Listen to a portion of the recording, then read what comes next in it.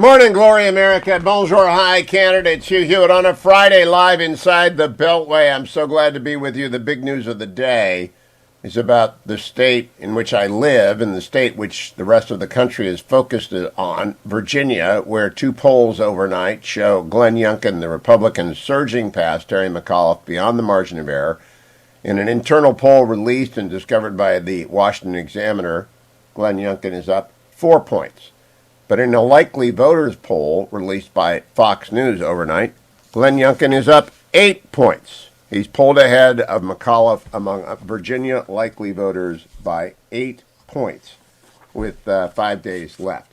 McAuliffe receives 45% to Youngkin's 53% in a Fox News survey of Virginia likely voters. Youngkin's 8-point advantage is outside the poll's margin of sampling error. That's a big shift from 2 weeks ago when McAuliffe was ahead 51 to 46%. That's an enormous shift. That's an earthquake. Now, I actually think they started working harder because they don't want to be the ABC News Washington Post poll of Wisconsin a year ago that showed Joe Biden ahead of President Trump by double digits when in fact it was decided by 0.6%. I really believe that President Trump lost the election in 2020 because of terrible polling and misleading voters and voter enthusiasm that responds to polls. Very real phenomenon. And here, the people who are going to stay home are Democrats because they are mad, not because they're upset with polling, but because they either don't care or Joe Biden has let them down. There are a lot of the people in the latter category, especially after yesterday, or they are suburban moms and dads or single moms who are so upset with Virginia public schools, with the State Department of Education, with the superintendents of education. And Glenn Youngkin on this show 2 days ago said his first action is to put together a task force on what to do about the school rules on quarantine and masking because they're insane, they're nuts, and then what to do to go find himself a new State Board of Education and a new chairman of the State Board of Education, and he's going to do top-to-bottom education reform. He's going to raise pay for teachers.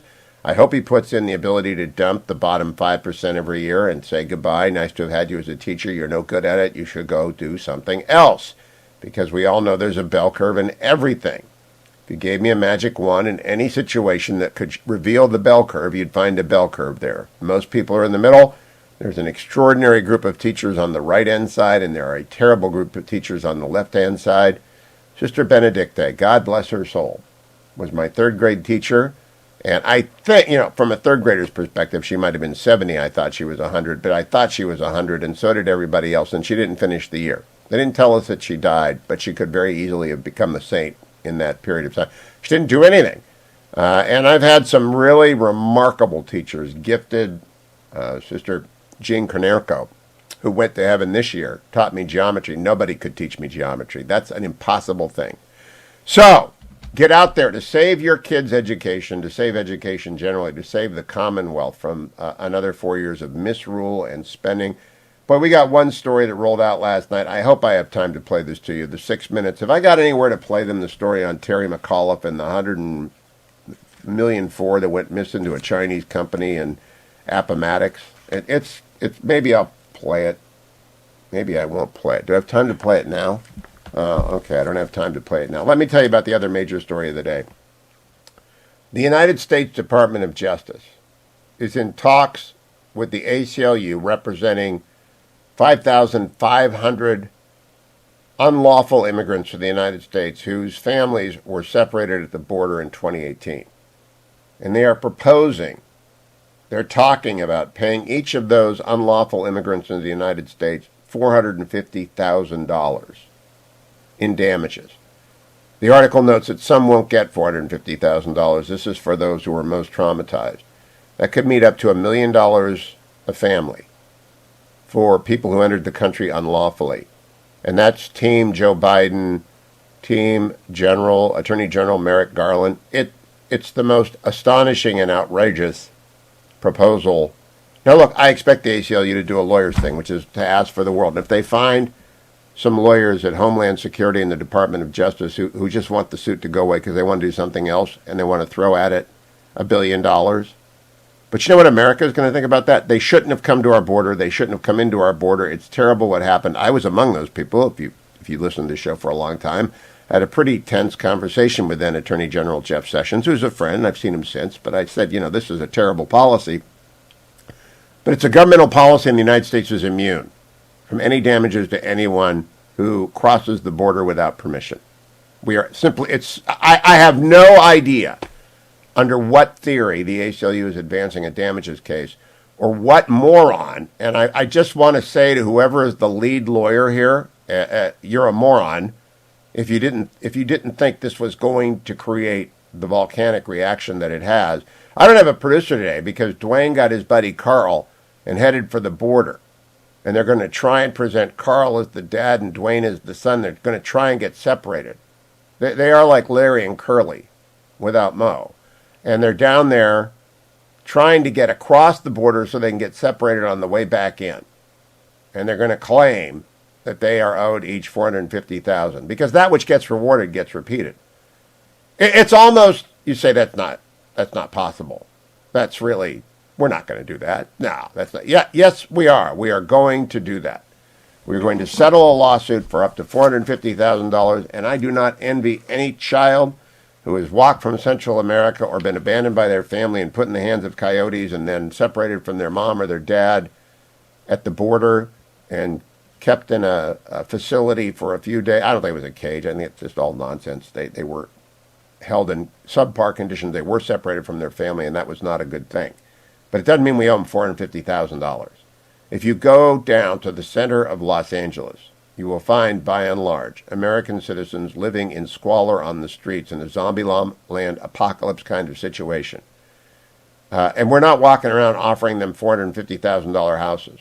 Just think about it. What they're saying is we could go find 5,500 homeless people and get them a condo in the valley. It is the dumbest thing ever. I was looking at the WGAN, my Portland affiliate. It's one of my great affiliates. I was looking at the WGAN story today to find out how bad the nor'easter hit my in-laws up in Maine. It was a pretty big storm, but it didn't really hurt Maine. It hurt western Massachusetts more than anything else, and Martha's Vineyard and places like that. So from east to west Massachusetts, I don't think Maine really got hammered. But okay, why don't we give $450,000 to the Americans who lost their homes in the nor'easter, or $450,000 to every veteran? If an American soldier, sailor, airman, or Marine is killed in combat, their family receives $100,000. I always go back to this as my kind of metric for reasonability. That's not enough to say thank you or to make up for the ultimate sacrifice. Our wounded warriors we try and take care of. In fact, I'm going to get ready to do our annual Veterans Day show. I'll be in the studio live and bring you some amazing conversations with wounded veterans on behalf of Semper Fi Fund and America's Fund. But we don't pay them $450,000 for their lifelong trauma or the loss of a loved one. We don't do that. And so the rundown today is limited to two things. We have to stop the insanity in Virginia by electing Glenn Youngkin and ending CRT and ending the COVID rules and getting serious people in charge of kids' education, and that's happening. People are mobilizing. They're surging. There's a story here. Terry McAuliffe went and hired Mark Elias, who's a bad guy in the law in the eyes of people like Molly Hemingway, who studied it. I know he's at Perkins Coie. I'm not real happy about that, or was. But the real story is Youngkin is winning and running away with it, and I think Democrats are just going to stay home now. They might not even vote for Youngkin because a lot of Democrats have kids in school, and they know how poorly they're managed. In northern Virginia, which is liberal land, right?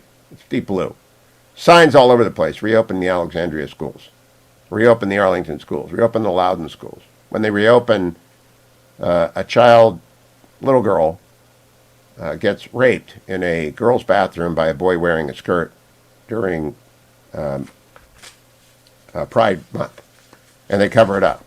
That is emblematic of what's going on in the Commonwealth, and people are just upset. But Terry McAuliffe, of course, he'll do anything over the next 3 days. I don't know what he's going to do. President Biden is in Rome meeting with the Pope. Maybe the Pope will talk some common sense into him.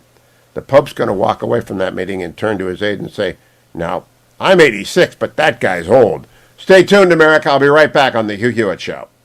Hey, listener feedback time. You know who the standout culture warriors are this year, and we need you to nominate them in Salem's annual Culture Warrior of the Year Awards. Go to HughHewitt.com, click on the banner, and nominate your Culture Warrior of the Year. Nominations are open through 11:59 p.m. Pacific, October 30th.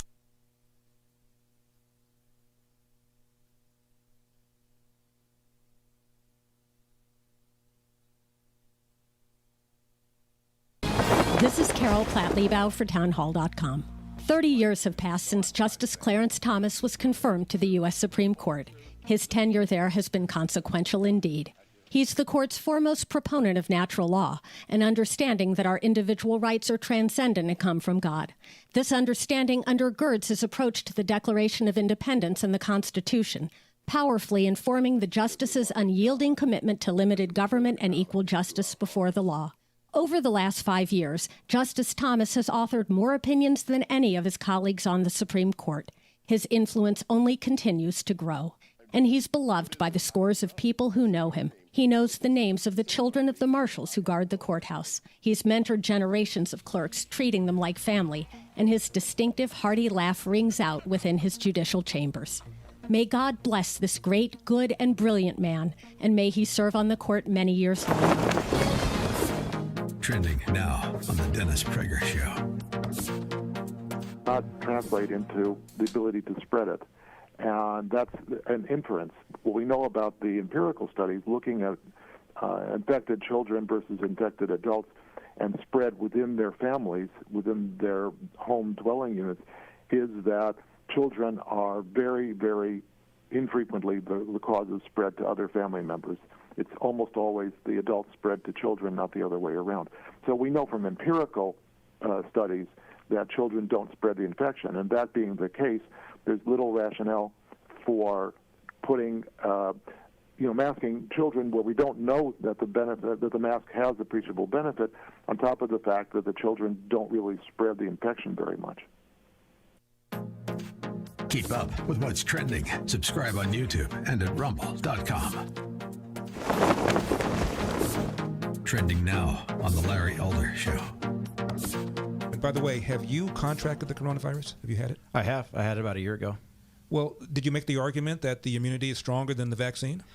Not in my religious exemptions interview, I did not. Mm-hmm. Yeah, but that argument's essentially removed. It's not on the table. We right. tried to negotiate that at the beginning with our association, and it just was an argument the city was having because they were saying we're tied to the mandate, and the mandate doesn't allow for that. Amazing. I played the other day an undercover video by an organization called Project Veritas, and they recorded 3 scientists with Pfizer, all admitting that contracting the coronavirus and surviving it gives you stronger immunity than the vaccine. All admitting it. And a couple of them admitted that they can't say it publicly. They signed non-disclosure agreements. And if they ever said anything about this, they'd be in real deep trouble. Keep up with what's trending. Subscribe on YouTube and at rumble.com. Streaming on Salem Now.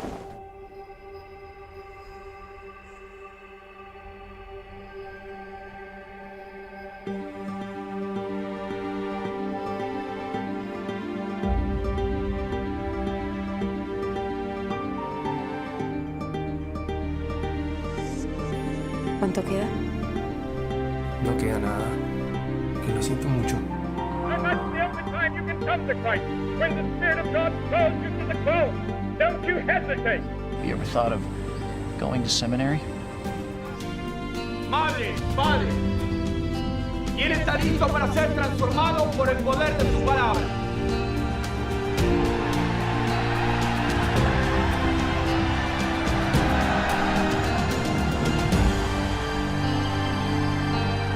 Look for Salem Now in the App Store or go to salemnow.com.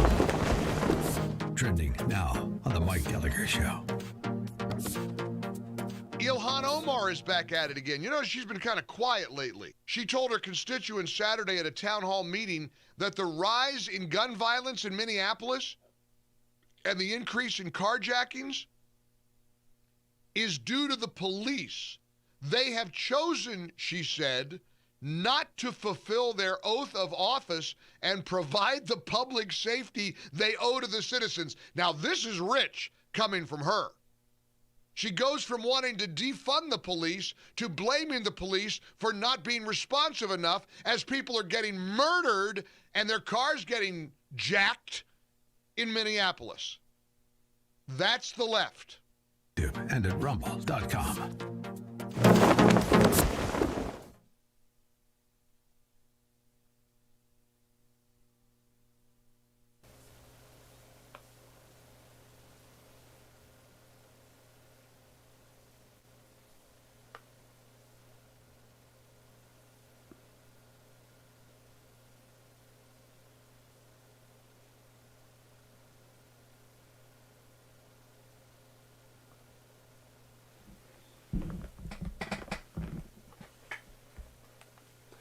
Well, welcome in, America. It's Friday, and that means you're all happier to be going to work. Now, to me, because a newsman's job and a political commentator's job is never quite over, there is actually no weekend. But there is Dune. I'm going to go see Dune with one of the boys this weekend, and I may see The Last Duel. So I love the weekend. Sonny Bunch will be along Talk Movies in a moment. Let me talk market updates brought to you by Birch Gold. Gold went over 1,800 again yesterday, so if that's your buy point, time to get to HughGold.com or to text my name, Hugh, to 474747.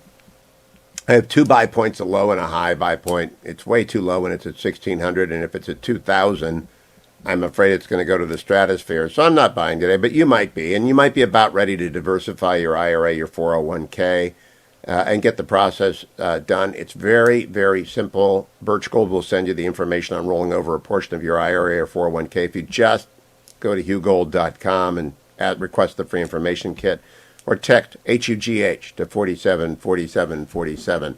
The numbers yesterday were all good. The Dow was up 230 points. The NASDAQ was up 212. The S&P was up 44. But they're going to get hammered today because Amazon came in, and I was not expecting Amazon to have a good quarter. They were, and Amazon did not meet the expectations of the so-called analysts, and so it's down 4 or 5%. It'll be down $200 today, maybe something like that. And the reason I buy Amazon is because Andy Jassy, like Jeff Bezos before him, is very much a let's build the company and ignore the investors' demands for current returns. And Jassy got out there on the statement of the call and said that we have always said that when confronted with the choice between optimizing for short-term profits versus what's best for customers over the long term, we will choose the latter. And you can see that during every phase of the pandemic, said Jassy. On fourth quarter, Jassy said, looking ahead, we expect to incur several $1 billion of additional costs in our consumer business as we manage through labor shortages, increased wage costs, global supply issues, and increased freight and shipping costs. Inflation is here, and Jassy knows it, all while doing whatever it takes to minimize the impact on the customers and selling partners this holiday season. They have many, many millions of selling partners. It'll be expensive for us in the short term, but that's the right prioritization for customers and partners.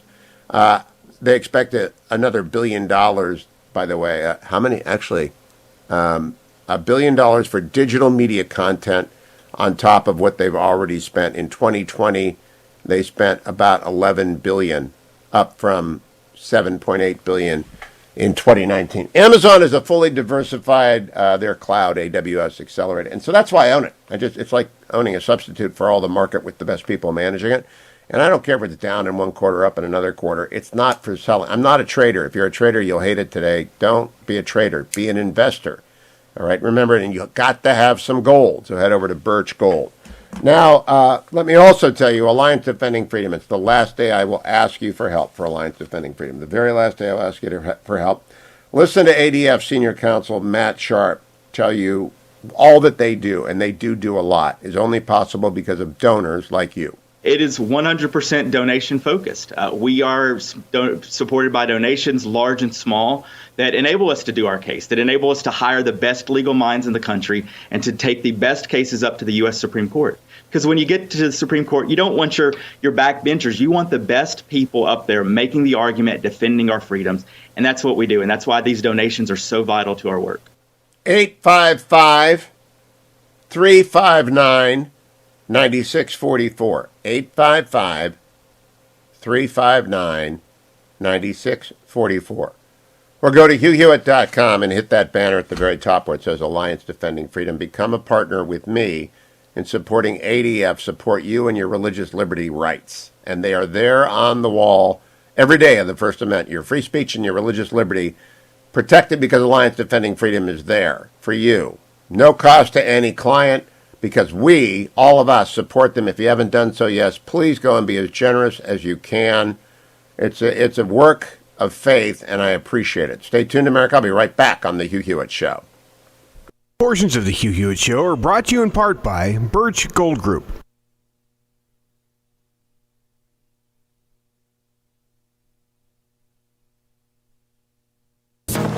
Trending now on America First with Sebastian Gorka. Facebook did two things basically in the 2020 election, one of which we've known about for a while. They basically censored information that was negative about Hunter Biden and Joe Biden. They promoted information that was negative about Donald Trump. And I really believe that swung the election in a really important way. But I think more profoundly, I think that Zuckerberg, what we're learning is that he put $420 million to buy up local boards of elections. He did it in an extremely partisan way. And I think it basically rigged the election. I mean, all of us are sort of scratching our heads wondering what really went on in 2020. And I think a big piece of the puzzle is understanding that it was not the people's representatives that were counting ballots, that were canvassing elections. It was partisan hacks that were installed by one of the most powerful people in our country.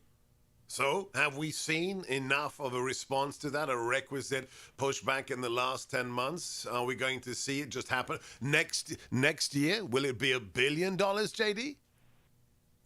You know, I don't think there will be $1 billion, but look, this is where humans have the ability to push back against this stuff, right? You know, we need to be men of action in this moment, and Americans need to say, look, no more of this. We need to actually ban Zuckerberg money coming in and buying up Democratic votes in our elections, or we're never going to have a free and fair election in this country ever again. People are woken up to it, so I think there's going to be a little bit more hesitancy from people like Zuckerberg to go in and buy the election. But when they try to do it, and they will, Seb, we need to be ready to push back. We need to be filing lawsuits. We need to be, getting up and protesting. We need to be aware of what's going on. And I think I'm optimistic because we are at least aware of what happened now. Keep up with what's trending. Subscribe today at rumble.com.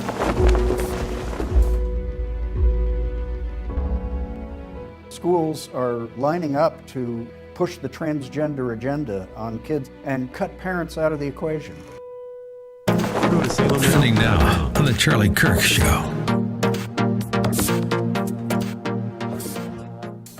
Justice is something a country must at least attempt to get right. You're going to have things that fall through the cracks. You're going to have externalities. You're going to have issues. But you have to at least try to make a country just. The current regime is basically saying we don't even want to attempt to preserve the American ideal of justice. That justice is nothing more than us being in charge and you being under our power. Socrates said, Is it not the purpose of a juryman's office to give justice as favor to whoever seems good to him, but to judge according to the law? This is what he is sworn to do.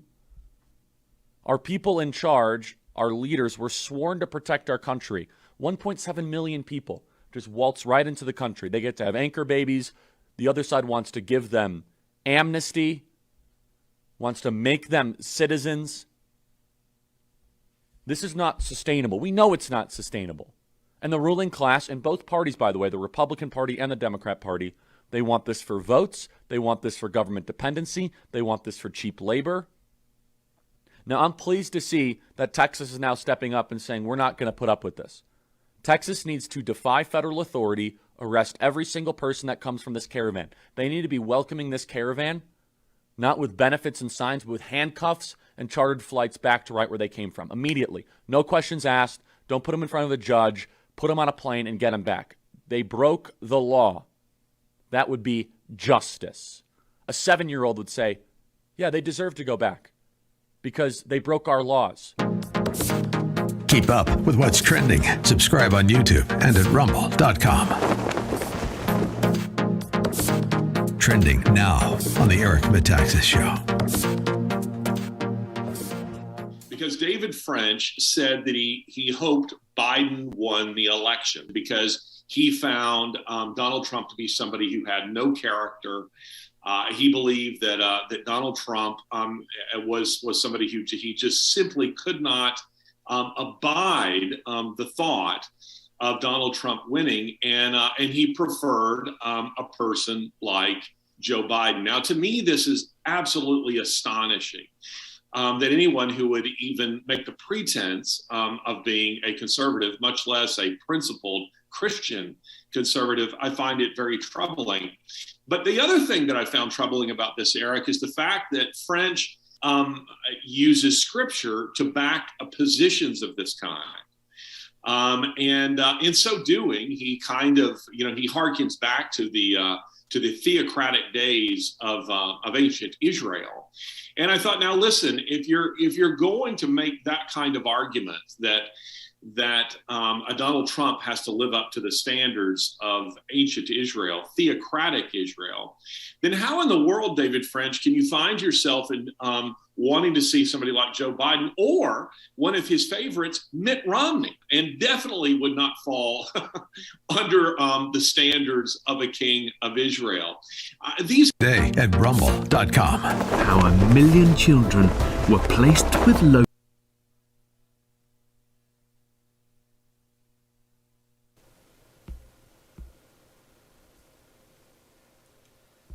Welcome back, America. Hugh Hewitt live inside the Beltway, joined by Sonny Bunch, who you can follow on Twitter at Sonny Bunch. You can listen to his podcast. He has two, Across the Movie Aisle and Bulwark Goes to the Movies. Sonny, I am going to see Dune this weekend. Will I be happy or depressed?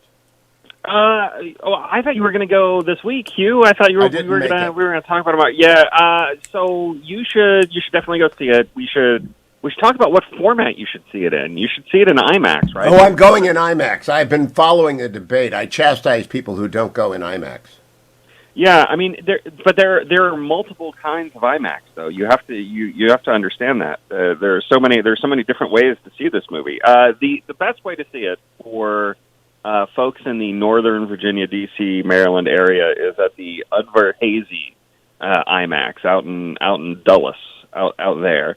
You could that has the best projector. You see it in the full aspect ratio. Isn't that in West Virginia? I'm not going there. That's in West Virginia. No, it's not West Virginia. It's just it's near Dulles. It's like taking a flight, I said, pretty soon you're at John Brown Landing over there or wherever he crossed over Harper's Ferry, and then you're in West Virginia. No, I don't want to do that. But so liked it, though. You should definitely, if you're gonna go see it in movie theaters, you should go see it in IMAX. Most people are, which is it's interesting. If you look at the box office breakdown of how folks are going to see this movie, it did about $40 million in box office last weekend, and about $20 million of that was in large format theaters, which is that's basically your IMAXs, your Dolby branded theaters. Every chain has their own kind of large format. Cinemark has one. Everybody else has one. But what was interesting is that is a much higher percentage than usual for large format. Usually, large format screenings accounts for about 15% of a movie's weekend box office take, and this was 50%, which was that is a huge number. And the reason, I think, is because people look at this and they can say, hey, we can, if we're just going to watch it, we can just stay home and watch it on our TVs. We can watch it on HBO Max, right? But if we're going to go see it, we're going to go see it big. We might as well see it really big. Go big or go home. I'm actually rewriting the will to throw out the son who watched it at home on HBO Max. And I know it's half a movie. You told us that last week, but I still think the half of the movie. They announced the number 2, right? It's as though that's any surprise. They did. They announced a sequel on Tuesday. They said, hey, we're going to have part 2 coming to you in a couple of years here. No release date yet. No, I don't want to confuse people. There is no release date yet. I'm just guessing it will be about a couple of years because that's about how long it takes to make a movie of this size. Yeah. So besides Dune, which we talked about last week, the exile, the prodigal son, wants to go see The Last Duel. Do you have any reaction to that, Sonny Bunch? I like The Last Duel a lot. I think you should go see it because it's gonna. If you want to go see The Last Duel, you should go see it in theaters, and you should go see it in theaters soon because it's losing something like 2/3 of its screens because it is not done very well at the box office. But you should go see it in theaters because it is a big, rousing movie. It's interesting in how it is, the story that it is telling, and the way it is telling it. It tells it in essentially a Rashomon style, 3 different perspectives on the same story breakdown of the story in question, which is about a royal woman who is sexually assaulted, and they're trying to figure out, if it was rape or if it was consensual encounter. Consensual encounter. Thank you. I was spacing on the word there for a second. Yeah, but it's very good, and it's weirdly so. The trailers for this movie have been very kind of dark and dour. And it's actually a weirdly funny movie, given the subject matter, given the way I've just described it. Yeah. Ben Affleck is very, very funny in this as a French royal who is kind of above it all and living in his own little universe. Adam Driver is very good in it. Matt Damon is very good. Matt Damon's had a weirdly good year. I don't know if it's Stillwater, but he's very good in that as well. So Sonny, what else do you recommend? The Last Duel? The fetching Mrs. Hewitt is upset because it's scary movies, Dune, and The Last Duel, and she says, "What happened to movies for people like me?" Is there anything? There are a lot of scary movies out right now. There's this movie out called Antlers, which I've actually not. I don't know if you've seen any of the trailers for it in the unfortunately. Yeah, it's a very scary looking movie. I actually haven't seen it yet. It was supposed to come out 18 months ago. It was supposed to come out like February of last year or March of last year, and then the pandemic happened. It was supposed to come out like the weekend the pandemic happened, basically, and everything locked down. So that's kind of been on the shelf for a little while, but it's hitting theaters now. It looks very scary. It's very much not a Hugh Hewitt movie, so I didn't watch it for the show. I did watch The French Dispatch, though. Oh, that's what we needed to talk about. I love The French Dispatch. Okay, I thought we wanted to talk about this. I do. It finally came out here in Dallas, so I was finally able to see it. You guys out in the coast got to see it a little earlier. Us folks in flyover country, we had to wait. But I quite like it. So The French Dispatch, the best way to describe it is that it is essentially an anthology movie by Wes Anderson that uses the idea of the New Yorker, more or less, as the spine of the anthology. Now, it's not the New Yorker; it's a magazine that's published in Ennui, France. The editor is a student who stays in France. His name is Arthur Howitzer Jr., played by Bill Murray, and like the kind of the spine of the anthology, if you will, is the death of Arthur Howitzer Jr. It's kind of a tribute to him and the magazine he helped build. Again, it's broken into essentially 3. There's a little bit of a prologue that is essentially an in-brief section of the town of Ennui, France, that is narrated by the great Owen Wilson. But it's essentially 3 short stories. The Concrete Masterpiece, which is a short about the life and times of a painter who lives in an insane asylum and prison in Ennui. Then there's Revisions to a Manifesto, which is about the youth riots in the 1960s. And finally, The Private Dining Room of the Police Commissioner by Roebuck Wright, who is a stand-in for, I believe, E.B. White, and is played by Jeffrey Wright. It's just really quite wonderful. I'm sorry, he's a stand-in for James Baldwin. James Baldwin, yeah. AJ Liebling. Bill Murray is E.B. White, isn't he? No, Bill Murray is Harold Ross, who is the co-founder of the New Yorker. Look, I don't want to get into the New Yorker lore of this. It is like all Wes Anderson things. It is very fussy and meticulous, and everybody is based on somebody. You know, from the storied history of the New Yorker magazine. You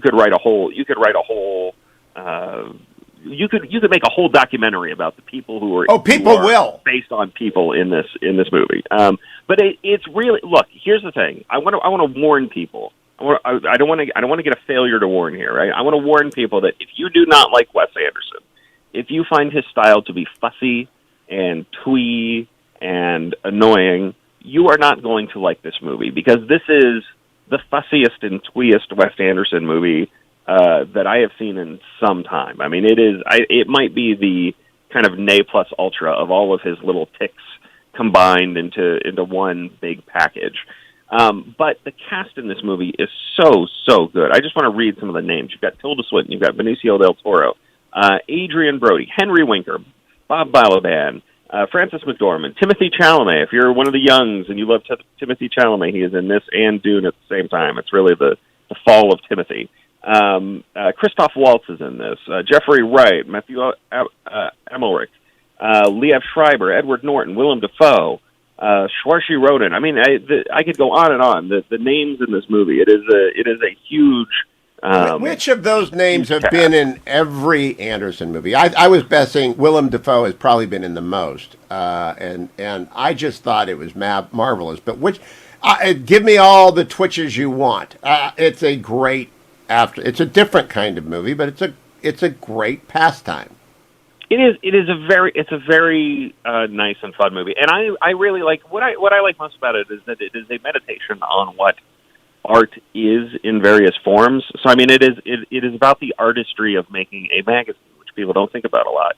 It is about the artistry of food preparation, right? It is about the artistry of politics in a way. The political manifesto section in the middle is very much about the you could look at it one way, which is to say it's like Orwell's all art is propaganda, or you could look at it another way to say, or you could kind of invert that and say all propaganda is art in a certain way. And you can also say it's a wonderful spoof of people's pretensions in any setting. Yes. Very much so. Very much so. I mean, it is very much. I don't want to say it's taking the pretentious down a peg, but it is looking at them with a kind of squinty eye and saying, we all look a little bit ridiculous at our most extremes. Yeah, he turned up the lights on that, and by the way, that illuminates a lot, and he does so in a way that is not vulgar, and it isn't crushing of their ambitions or their self-identification. I thought some of it was a little bit slow, but generally, you can't beat going on a bicycle, right? Going over there's a lot of different things in there. I don't know how long it takes to make one of these movies. Well, this, that's a very interesting question, because it is the sort of thing that is very, very mannered and very meticulously shot. He has a very specific thing that he is going for. In each and every shot, he frames each and every shot in a very specific way. These are not easy films to make, I would imagine. But at the same time, he's not doing a lot of it on location. It's on set, so it's easier to kind of set things up. I would also be curious to know how long it took him to make this. Just to get, just to get this whole cast together. There's like 70 speaking parts in this film. And how long has he been making movies, Sonny? We have a minute left. I just want to get a Wes Anderson. Yeah, sure. So Wes Anderson's first movie came out in, let me actually look at it. I don't want to misspeak here. So Wes Anderson's first movie was Bottle Rocket, and that came out in '96.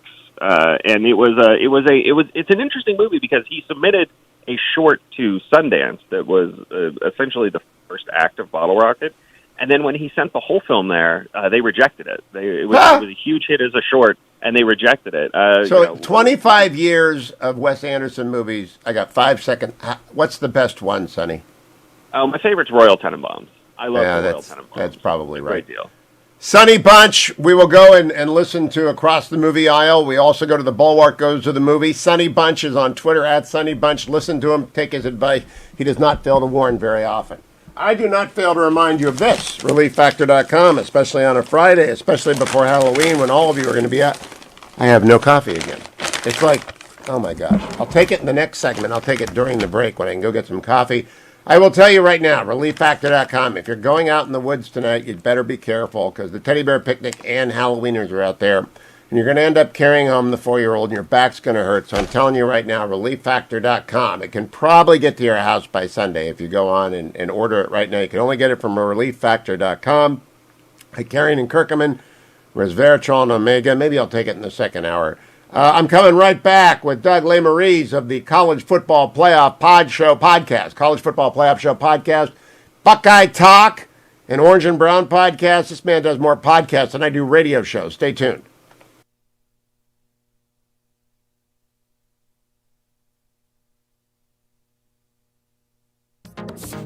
Trending now on the Larry Elder Show. Your library, what do they do? Nope. So we had investigations. I call them interrogation because that's how it felt. The amount of stress we were under. So it was the last week of September. They sat us down in an interview. Who's they? So this is the head of HR and her attorney, and then we had our association attorney in there, and he objected, of course, to all and any questioning that was unlawful. They said, that's fine. Yeah, go ahead and answer. And I said, well, I have a question, and I would like to know what criteria you're using to judge our religious exemptions, right? Is there case law? Is there some kind of guidebook you guys are using? And they kind of laughed and said, no, nothing like that. We just want to ask you about your beliefs. I said, great. This should be a good opportunity then to be able to tell them my beliefs. I've grown up very strong Christian throughout my whole life, and I explained to them all those things. But yet when it came down to it on the 30th, late that night, they denied me, and there was no justification or reason. And in fact, in the same email, the head of HR said, if you feel like you're being discriminated against, you can file a complaint with me, who is the one who denied it, who was the one in the interview. So it just makes no sense.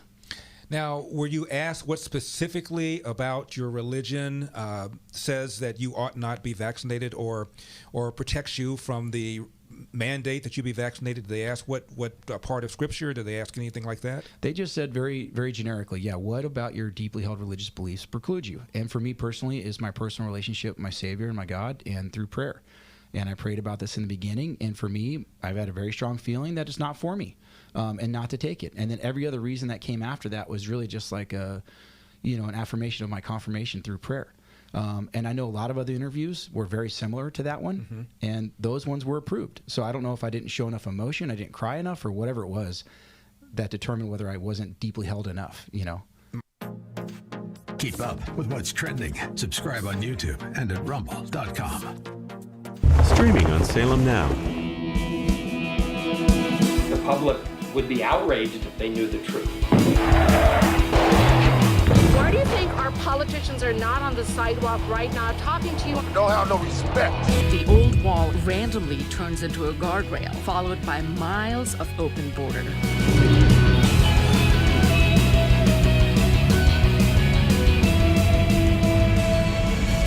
Human trafficking gone. That journey is extremely dangerous. The 7-year-old girl died in the desert. From the country of India. A great pillar of the community was killed by a man who had been deported at least twice. This little urn contains the ashes of my son. His dreams cut short forever. We're so worried about other countries' problems, and we don't even focus on our own. Look for Salem Now in the App Store or go to salemnow.com. Trending now on the Mike Gallagher Show.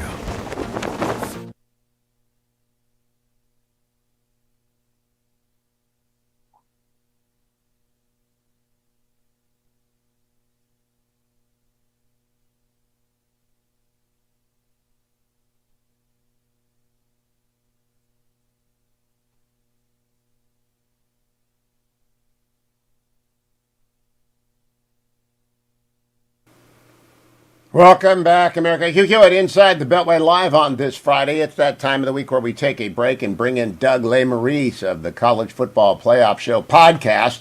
He's also a co-host of the Orange and Brown Talk podcast and the Buckeye Talk podcast. I think he does 7 podcasts a week. Am I right about that, Doug? Is it 7? Closer to 11. Closer to 11. My God. You're working harder than I am, and the road to Ohio State is out, so we have to do book signings and things like that. But the College Football Playoff Show podcast with Shahan Jayaraja is our focus. And every week on a Friday before the football game starts, Doug tells us the most important game last week and the most important game this week. What are they, Doug? Big Ten focus, Hugh. Big Ten focus. Big Ten Conference had 5 teams in the top 10 earlier this year. And last week, Penn State sort of lost its opportunity. I think people heard of it. A 9-overtime loss to Illinois. Illinois was using 8 and 9 offensive linemen. They normally use 5. They were running the ball like crazy.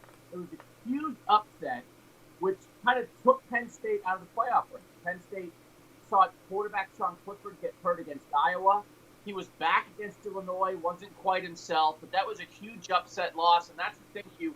Last week, there weren't a lot of great head-to-head matchups, but you've got to avoid the upsets in the playoff race. So 2 losses now for Penn State. They're kind of out of it, but they play Ohio State this week in Columbus, and they have a chance to, maybe kind of spoil things for the Buckeyes. But that matchup, maybe not what a lot of people were anticipating, which means the best game of the week and the most important playoff matchup is in the state of Michigan. It's Michigan State versus Michigan. And they're both undefeated. This is going to decide which team is the one that's really going to move on to face Ohio State to probably determine which team is going to be the playoff representative for the Big Ten. It's a huge matchup in East Lansing, one of the biggest Michigan State games in history. Now, Doug, I listen to you and Shahan talk about Oklahoma each week and talk about Michigan State each week because it's the only reason I would otherwise know anything about them. If Michigan State were to play Oklahoma this weekend, what would the line be? Who would Doug Lemerises believe in that game? Well, Vegas, I would imagine, would believe in Oklahoma, right? Because Oklahoma has better players. Oklahoma has better recruiting. They have a 5-star freshman quarterback in Caleb Williams.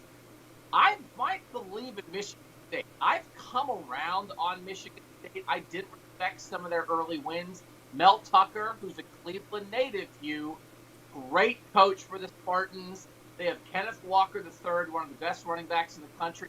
They just play that Michigan State style. They're tough.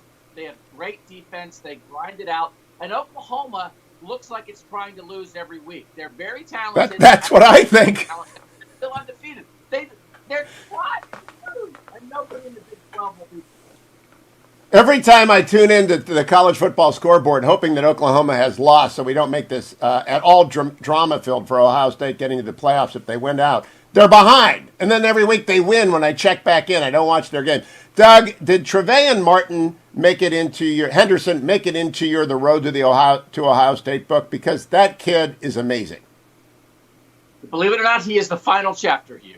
So he is. That guy did not play high school football last year because of the pandemic.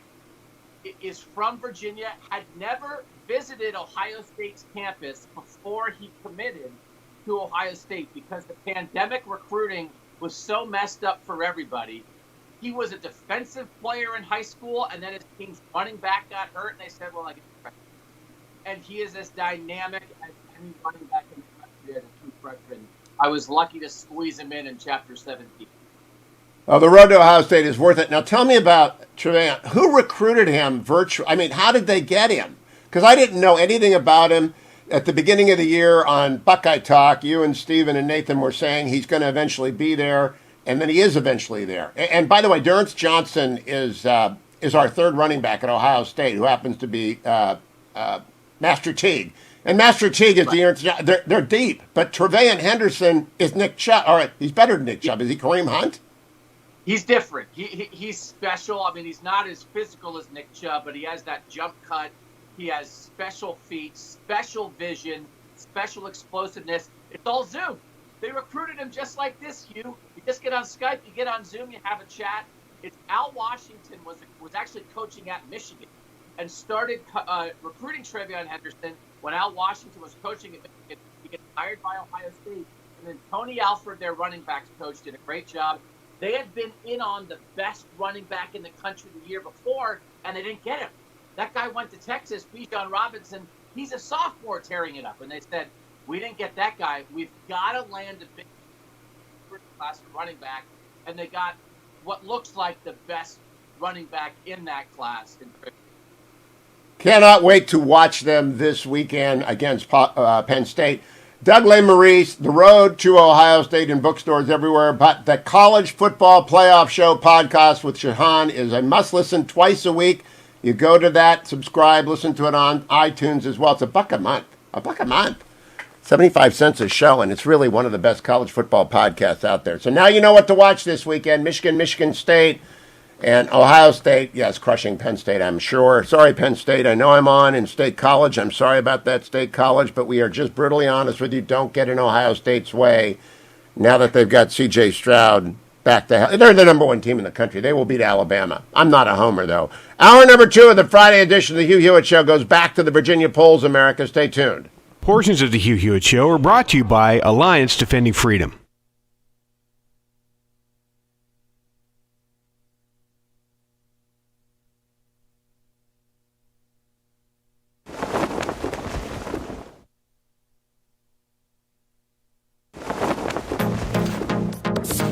Trending now on the Eric Metaxas Show. And if you're not prepared to really think biblically in the power and the wisdom of the Holy Spirit, be careful, because the enemy wants to use Scripture against God. He did it when he quoted Scripture in the wilderness to Jesus. So I just want to challenge my fellow Christians and conservatives, be careful, because people's real lives are at stake. But let's use a real example, Eric.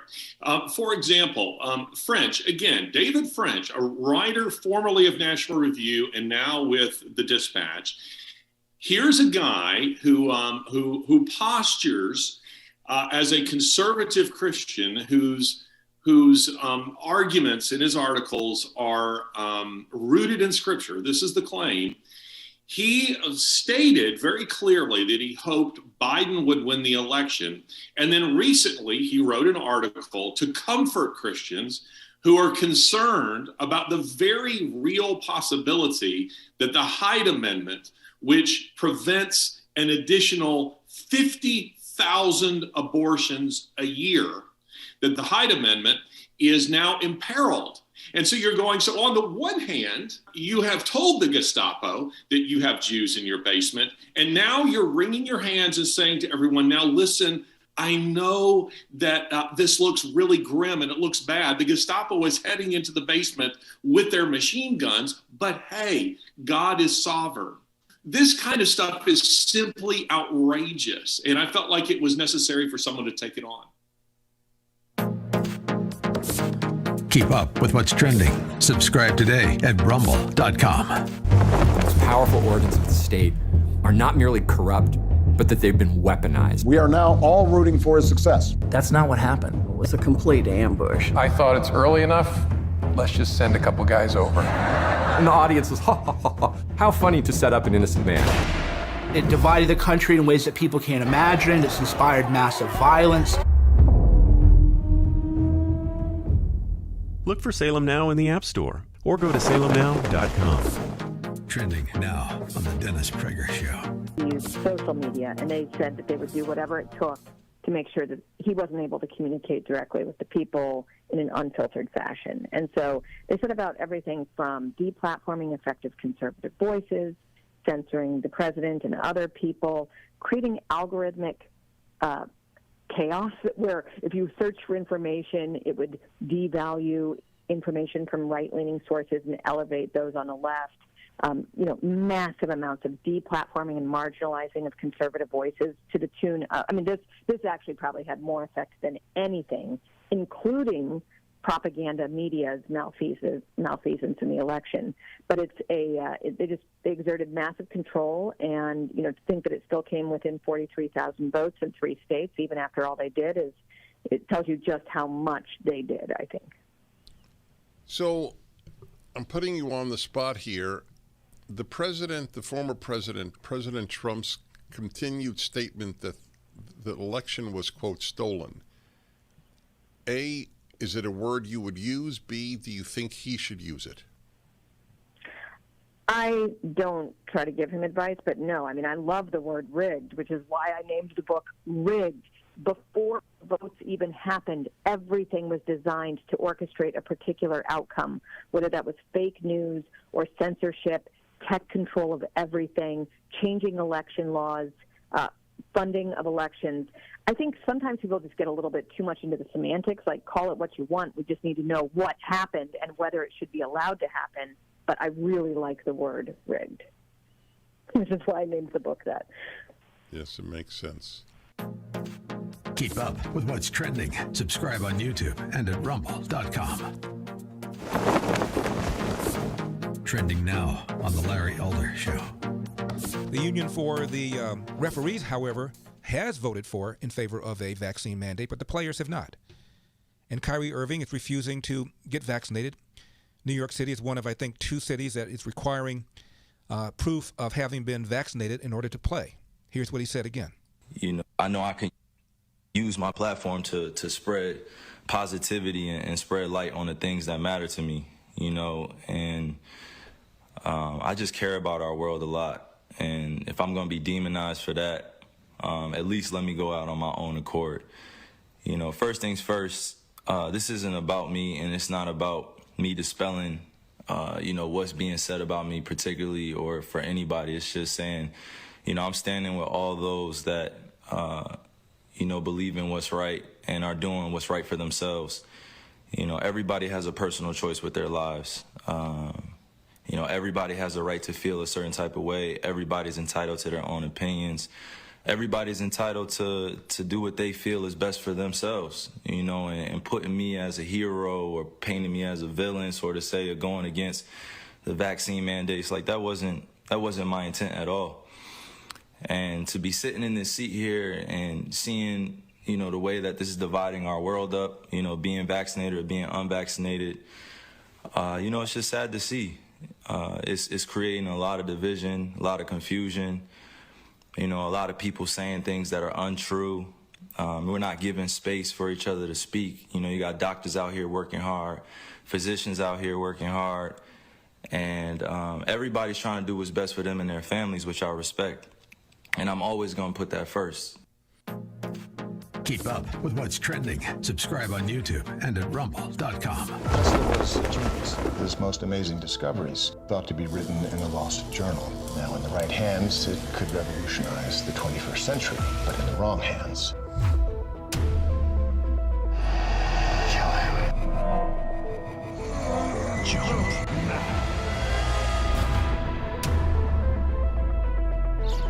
If you can stop an earthquake, doesn't that mean you could start one too?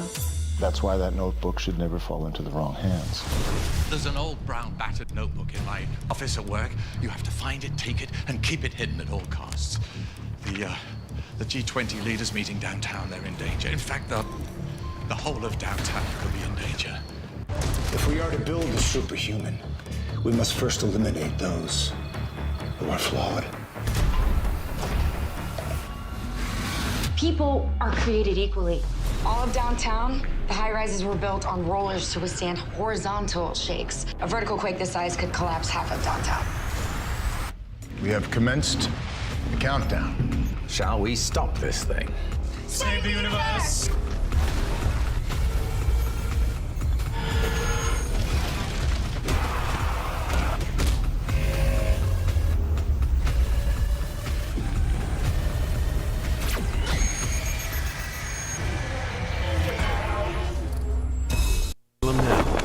Tesla was a genius. His most amazing discoveries thought to be written in a lost journal. Now, in the right hands, it could revolutionize the 21st century. If you can stop an earthquake, doesn't that mean you could start one too? That's why that notebook should never fall into the wrong hands. Shall we stop this thing? Save the universe!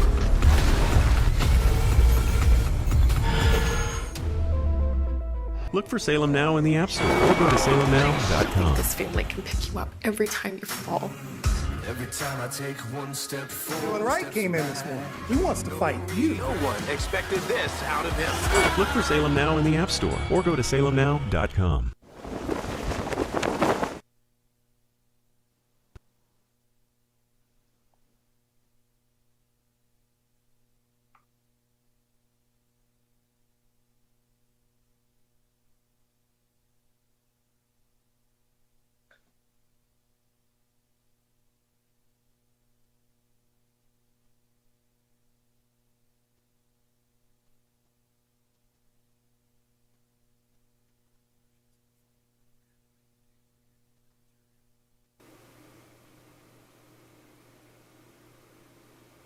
Morning, glory, America. Bonjour, hi, Canada. I am Hugh Hewitt inside the Beltway Live on this Friday.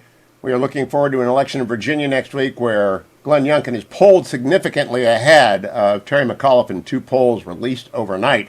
I also look back at a debate I hosted in Columbus on Sunday night because my next guest is from that debate. State Senator Matt Dolan of the great state of Ohio joins us by Zoom this morning. Good morning, Senator Dolan. How are you? Good morning, Hugh. How are you? You did a great job on Sunday night. Thank you. That was a lot of fun. And I thought it was astonishing. We had 1,500 people, most of whom paid for their tickets. And it was civil. It was substantive. Have you had debates like that before in your political career? Yeah. So, I mean, first of all, you set the tone by asking substantive questions. So they required us as candidates to reveal what we know and what our vision is for Ohio and the U.S. Senate. So that helped greatly. As you move closer to election day, they become more debates where you counter your opponents. But I think this time, with so many people in the race, just outlining what our visions are and what my vision is, what people wanted to hear. They didn't want to hear squibbling, wobbling between us. They wanted to hear stuff. Now, Matt Dolan, there are 6 candidates. They're all well-funded. They all have experience. I wrote about this for the Washington Post this weekend in my weekly column, and I described you as in the Rob Portman lane. I'm curious if you think that's a fair description and if you welcomed it. I don't know if you've read the column or not, but I tried to accurately portray how people are approaching a crowded field. So I think I read the article. I thought it was a good article. I would argue, though, that I am in my own lane, and maybe my own reflects Rob Portman, but there's no one else that has been singularly focused on the issues that impact Ohio more than me. And so there are facts that distinguish me. I'm the only one supporting the infrastructure bill, which brings tremendous relief and investment to Ohio, which is great for Ohio businesses. I'm the only one in this race that is an elected official and has positive conservative experience and results that I can bring to Washington and reproduce the same thing. So I think I'm uniquely qualified, and I have my own lane in this race, and everyone else is in the other lane. Now, I also liked your answer about Youngstown and Warren and what happens if you run against Tim Ryan, who is from Warren Niles, which is, I'll ask him why he hasn't been where I've been in Youngstown. So apparently you have been to Youngstown on infrastructure business. Did I gather that correctly? We ran out of time. It's only 75 seconds of an answer. Right. Oh, well, yeah. I mean, way more than just infrastructure. You know, the Mahoning Valley is trying to recreate themselves, a lot like Cleveland, a lot like Toledo has done, and I've been helpful there, trying to create the Voltage Valley, trying to bring in new businesses. So I have been intimately involved in the development of Mahoning Valley on infrastructure, on workforce development, on property acquisition, and I am down there frequently to see what I can do in my role as state senator, my unique role as finance chairman, which puts, I get my fingerprints all over the state of Ohio and how we're developing to lower taxes, less regulation, as I said, workforce, energy development, which is a huge part of Mahoning Valley and the Appalachia area. So, I think Tim Ryan will have a very difficult time with me saying I'm not aware of the Mahoning Valley. I'm not aware of what the Mahoning Valley needs. In fact, America Works, Lordstown, when they point to those areas, they're going to say, "Whoa, it's Dolan's legislation to help grow that area." So, Senator Dolan, I did ask about the backpack bill. My co-moderator was Aaron Baer from the Center for Christian Virtue. They want the backpack bill badly. You're in support of it. Will that lead the way? Virginia, the governor's race, it's all about education. I suspect everything's going to be about education for the next 12 months. How do you intend to confront the education issues across the Buckeye State? Well, again, unique to me, I'm the only one that has done it. So education needs to be about the child. And, of course, who's responsible for the child? The parents. So, of course, it's silly to say that parents aren't involved in the child's education. In Ohio, I wanted to make it clear that we no longer can be concerned about where a child gets educated. Our children need to be educated. So we have done a wonderful job of investing in our public schools, holding them accountable. If you're not producing, you're going to be held accountable, and we're going to put you into other controls. but also to give the parents more control by vouchers and school choice and the creation of charter schools. So that A, we create competition, but B, if your school's failing you, or if you're being indoctrinated and you don't like the teachings that are creeping their way into our schools that decide that how a child's going to be raised and how they experience the world is based on their race, which is crazy, you can leave. You can get to a school that you think your child's going to get math, science, English. Prepare them for the 21st century economy.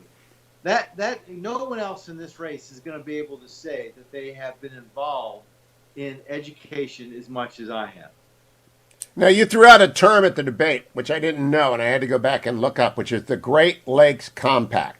I didn't know what that was. I've always told people that when climate change really happens in a terrible way, you want to live in Ohio because we have a lake. Apparently, you figured that out, as did a bunch of other people from the Great Lakes states and Canada. What does that do? Hugh, in its simplest form, it says that if you want to benefit from the Great Lakes waters, you better move and site your business in the Great Lakes region, because we are not shipping your water outside. We're not shipping our water outside of this region.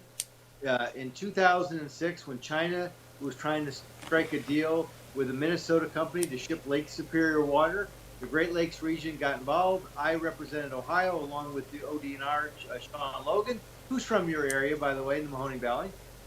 And we, along with 7 other states and 2 provinces of Canada, worked really, really hard. As you can imagine, that's what being a legislature is: getting together, figuring out what everyone's needs are, fighting out where we don't agree, and producing a result, which was the Great Lakes Compact, which is situating us perfectly because we are facing drought conditions, and sooner or later manufacturers are going to say, I want to go where there's water, which again makes me uniquely qualified, because when I go to the U.S. Senate, I'm going to know how important the Great Lakes regions are. And even though we are losing clout in numbers, if I'm in the U.S. Senate, you will not lose clout in knowledge and experience and know-how to protect the Great Lakes region. You know, I was one of those people who always wanted to solve California's water problem. I lived there for 27 years before coming back to Virginia. And I always wanted to solve their problem by building a pipeline to the Great Lakes. I gather that's not going to fly. No, you and I would have butted heads on that, Hugh. No. But you're more than welcome to bring your companies back to Ohio and site them here, and we have plenty of water, and you can develop. Think about it. Ohio can be, we're already top in manufacturing. We can be even greater. Food processing service needs water. You're going to see the development of that in Ohio. You just need people in the right positions to be able to know how it works. And it's beyond water. I've cut your taxes. I've cut your regulations. I've improved your workforce development. I'm investing in infrastructure, both at the state level, and I'm the only one in this race who's investing in infrastructure at the federal level. It doesn't raise your taxes. It doesn't increase the debt. It's a great bill worked out by Portman. Now let's get it done so we can invest in Ohio. I loved your line that you felt like a Browns fan at Three Rivers. Are you going over to First Energy this weekend for Steelers weekend, Senator Matt Dolan? Well, Hugh, I'm going to call you out. You're dating yourself a little bit with Three Rivers. It's and you and I are in the same area, so it's Heinz. Oh, it's Heinz Field. Yep. I do that all the time as well. I'm not going to the game, but it's Browns Steelers, so I the campaign team knows I'm going to be watching Browns Steelers. And I said that remark not just because of maybe I wasn't getting as many claps as everybody else, but the idea that no matter where I am and no matter what condition or environment I'm in, I'm going to be true to who I am. So I'm going to be a Browns fan in a Steelers park or a Ravens park. I'm going to tell Ohioans what I can do for them no matter what the audience is or who. I'm not playing to the audience. I'm allowing the audience to hear from me, my constituents, know what I've done, know what I want to do, and allow them to make the right judgment on who's best to serve them in Washington. My message is... Effective presentation, Senator Dolan. It was well done. I look forward to having each of you back. I had Mike Gibbons on yesterday, Matt Dolan today. I'm going to keep an eye on Ohio because as Ohio goes, so goes the GOP. State Senator Matt Dolan, great to have you again. Go Browns. You're right, Heinz Stadium versus Three Rivers. I am stuck in Terry Bradshaw. I call Big Ben Terry Bradshaw all the time. If you've been losing to the Steelers for 40 years, this is going to be a great weekend. Go Baker. Get back in the game. Matt Dolan over on Twitter. Go follow him. Follow me to the next segment, America. I'm Hugh Hewitt. It's Friday inside the Beltway. Stay with me. Hey, listener feedback time. You know who the standout culture warriors are this year, and we need you to nominate them in Salem's annual Culture Warrior of the Year Awards. Go to HughHewitt.com, click on the banner, and nominate your Culture Warrior of the Year. Nominations are open through 11:59 p.m. Pacific, October 30th.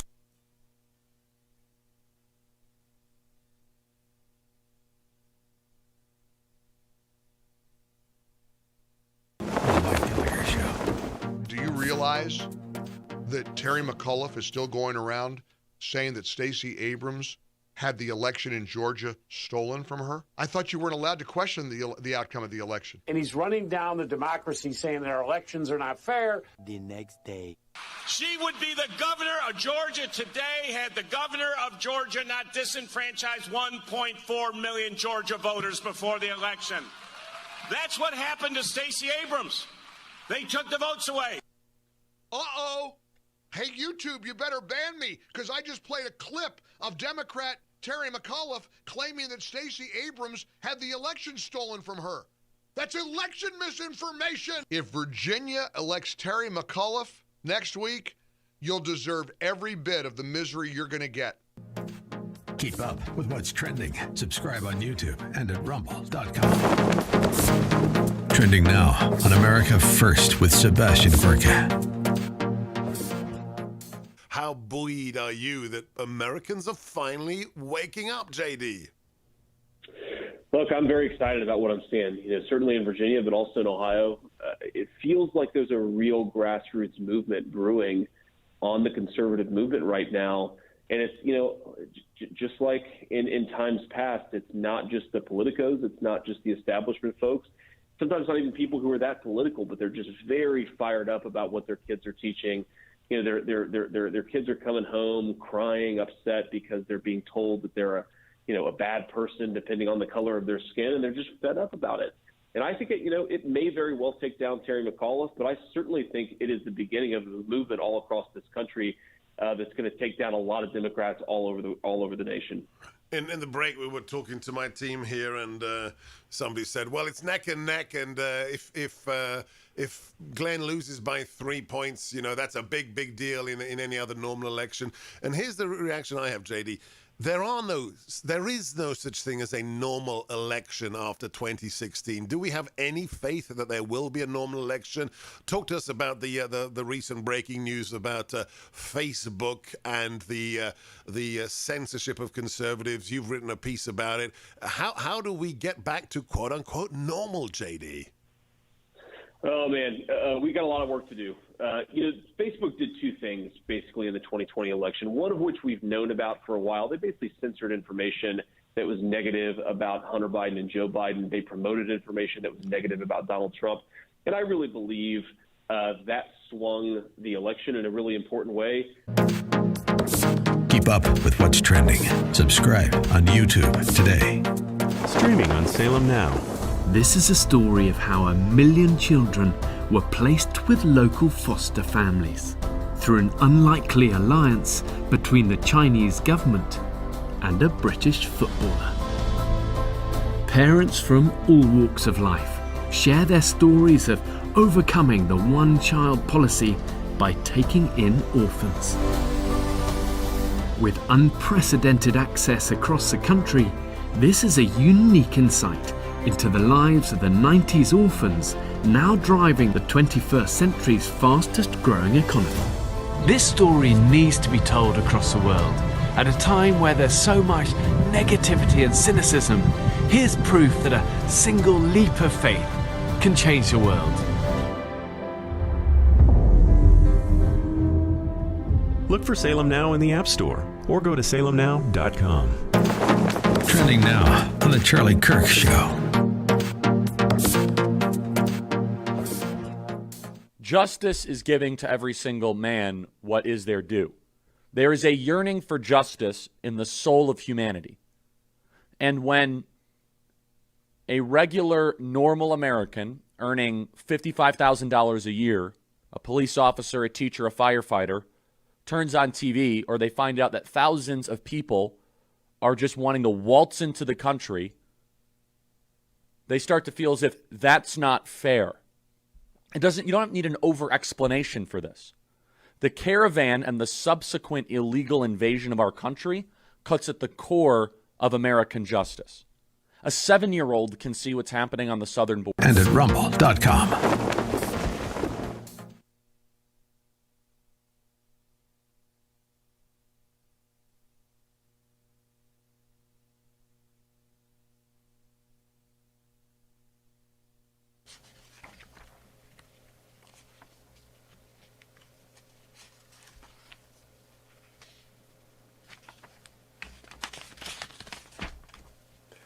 Welcome back, America. Time for a market report. One of our sponsors, JobCreatorsNetwork.com, brings this to you today. Remember, if you join JobCreatorsNetwork.com as a small business, no matter where you are in the United States, you will have a voice at the table with Alfredo Ortiz and his team. As Washington draws perilously close to spending another $2 trillion, $1.75 on top of the $1.5 trillion that they spent in January on top of the $7 trillion they spent over the last 2 years in red ink. Inflation is real. And if you read yesterday, stocks went up because they know inflation is real. And stocks will go down today because Amazon's going to drop $150 or $200 at the opening, and then it will rebound slowly over the next 3 months, or rather quickly, because of the statement Andy Jassy put out yesterday. But no matter whether you're the biggest business in America, Amazon or Apple, or the smallest business in America just opening up today, you ought to be supporting the JobCreatorsNetwork.com, because only if all business, but especially small business, which accounts for 80% of the jobs in the United States, is in the room with the crazies, with the socialists, with the Progressive Caucus, with Ed Markey of Massachusetts and Bernie Sanders of Vermont, and all the people who want your money, you will not be represented on the Hill. So please go to JobCreatorsNetwork.com and join. The market today overseas is a decidedly red. It's down in England, in Germany, in France. I don't know what it's going to do today. It was a good day in America yesterday on the markets. I'm not a trader, I'm an investor, and so I don't really give you any advice on what to trade, but I can tell you the 10-year Treasury this morning is at 1.568. Remains a great time to go to andrewandtodd.com and get a new house or refinance your house, but it's really a good time to join the JobCreatorsNetwork.com. It's also the last day that I am asking you, really, seriously, please, it's the last day. And I know some of you have intended for 2 weeks to go to the Alliance Defending Freedom banner at HughHewitt.com and make a contribution. Maybe Matt Sharp moved you to do that yesterday when I talked to him, because we all need representation when the first freedoms are on the line. But here's what you do. Here's what Matt Sharp can tell you what to do. It is 100% donation focused. We are supported by donations, large and small, that enable us to do our case, that enable us to hire the best legal minds in the country and to take the best cases up to the U.S. Supreme Court. Because when you get to the Supreme Court, you don't want your backbenchers. You want the best people up there making the argument, defending our freedoms. And that's what we do. And that's why these donations are so vital to our work. 855-359. 855-359. I want to make sure I get the right number. 855-359-9644. 855-359-9644. Or go to HughHewitt.com. Let the banner load. Joe Biden had a Build Back Better presser yesterday. Kind of a presser. Cut number 5. And right now, many of them are paying virtually nothing.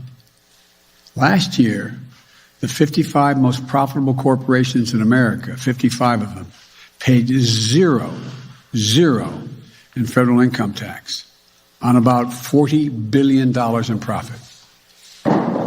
If they report big profits to their shareholders, they should be paying taxes. It's that simple. That's why the Build Back Better framework will have a 15% minimum on the largest corporations, a minimum tax of 15%. The top 1% of the wealthiest Americans evade, it's estimated by the experts, $160 billion a year in federal taxes. That's wrong. We're going to change that. I want to emphasize what I said from the beginning. They not evade taxes. They pay their legal fair share. Gosh, I hate when he says that. It makes it sound like, I'm no big fan of the billionaires, but they're not evading taxes. They want to raise taxes because the legal amount of taxes they pay is, in their view, too small. I think it's crazy. It's going to cause capital to flee. Ron DeSantis, governor of Florida, yesterday made a very good point in succinct fashion. Cut number one. We've gone from 15 days to slow the spread to 3 jabs to keep your job somehow. Are you kidding me? This is the essential problem, mission creep by CDC and FDA, because they like the power and they don't want to give it away, even though they don't know how to message very effectively. Get the vaccine, get your booster, then go back to normal life. You'll be safe. Your kids will be safe if they're eligible 5 to 11. Check with your doctor if they have an underlying condition, but go get vaccinated. But don't. Mission creep from the CDC and the FDA. I join Ron DeSantis. It's nuts. Stay tuned, America. I'll be right back on the Hugh Hewitt Show.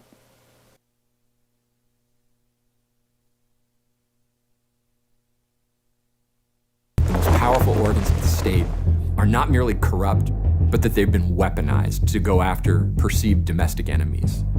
And that's very scary. Our constitutional democracy enshrines the peaceful transfer of power. We are now all rooting for his success. The peaceful transition of power is one of the hallmarks of our democracy. We don't live in the United States of America as any of us would like to understand it. We have a peaceful transition of power process. That's not what happened. They interviewed General Flynn, and they did it in what was a complete ambush. I thought it's early enough. Let's just send a couple guys over. And the audience was, ha, ha, ha, ha. How funny to set up an innocent man. This is what third world security states do. They spy on their political opponents like this. This is part of a concerted Russian influence operation. Russian interference. They colluded. They were in on it. He would constantly say, I have seen evidence of collusion. Until this is released, I can't comment. I can't go into the particulars. Russians, I'm not going to be specific as. He knew he could just say it on TV and then hide behind, well, it's all classified, I can't get into it. Well, it's classified. You can't see it. Collusion. You just got to be willing to see it.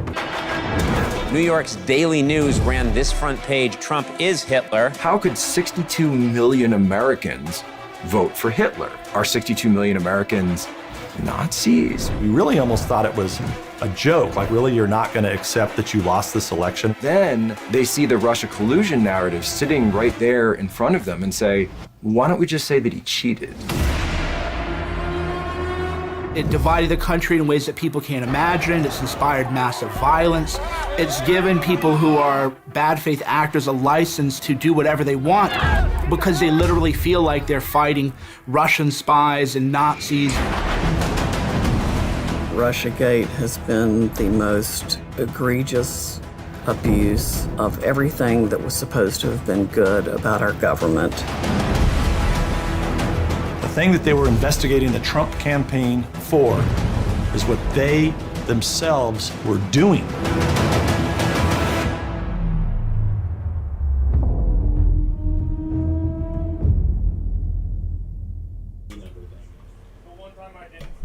Streaming on Salem Now. The Democratic Party somehow has convinced black people that they're the good guys.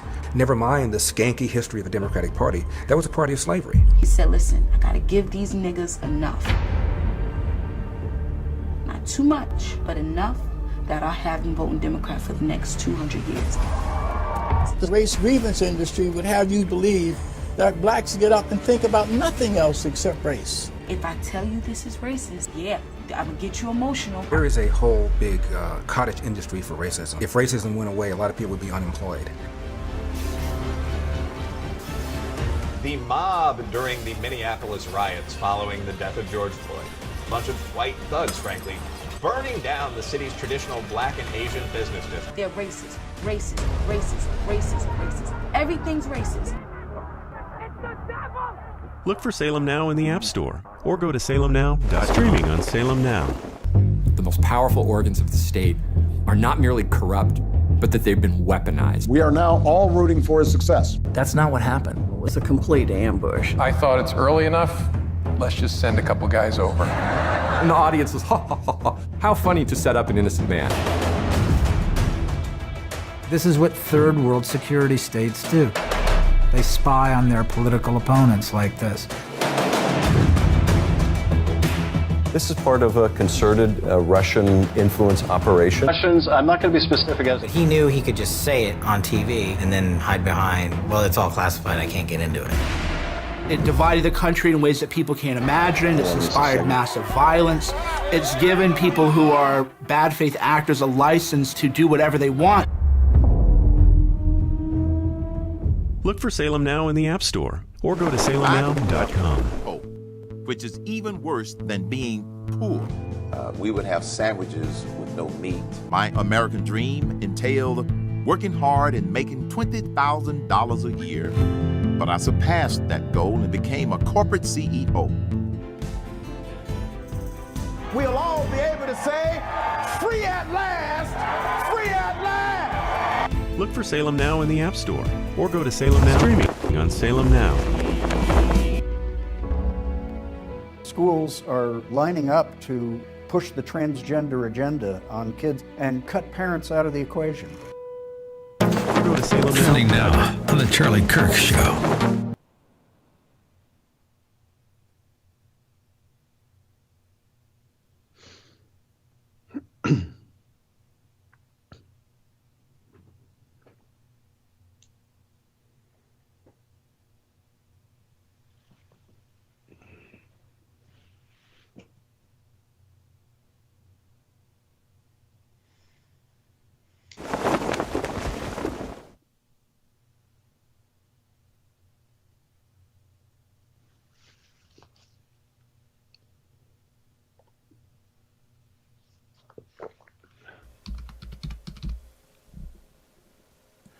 Welcome back, America. I'm Hugh Hewitt inside the Beltway, where most political observer eyes are trained on the Commonwealth of Virginia. Glenn Youngkin surging ahead of Terry McAuliffe, 8 points ahead in the latest Fox News poll, a swing of 15 points.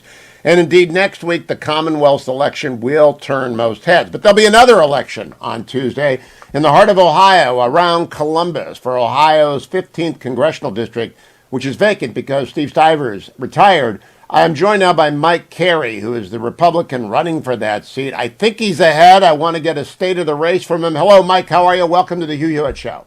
Good morning. It's great to be with you. Mike, tell us where the election is, what your background is, and how you feel about it, because we got to make sure people are awake in Columbus and get out and vote on Tuesday. Yeah, there's no doubt about that. I mean, we used to call this in the military, we have 4 days and a wake-up. You know, it's coming on Tuesday. We've had some really great signs with early voting. I think just like in Virginia, you're seeing the swing with Republicans. You know, typically in Ohio, as you know, Hugh, early voting and also the absentee voting tends to favor the Democrats. And what we've seen up until this point is that the Republican Party is actually getting out and voting. And a lot of that has to do, you know, I would like to think our race had a lot to do with it, but I think also these school board races across the district. You know, people are energized, critical race theory being pushed, unisex bathrooms. So people are coming out in mass voting early. So the numbers look good for Republicans. Now, Mike Carey, tell us a little bit about yourself before I go back to the campaign, because I think your campaign is a prefiguring of what's going to happen next year to Democrats if they keep pursuing a radical agenda. But tell us first about you. Sure. I grew up here in the district. I grew up on a farm about an hour south of Columbus and went to college on an ROTC scholarship, had the opportunity to work on the Hill right after the contract with America, and then came back. I ran a trade association for all the mining companies in the state, primarily the coal mining companies. And for the last 10 years, I've served as the vice president for the nation's largest independent coal company. So you know energy and you know coal. And that actually works in Ohio like it works in Virginia, it works in West Virginia, and it works in Pennsylvania. People know we need clean coal everywhere. Have they tried to paint you as a lobbyist?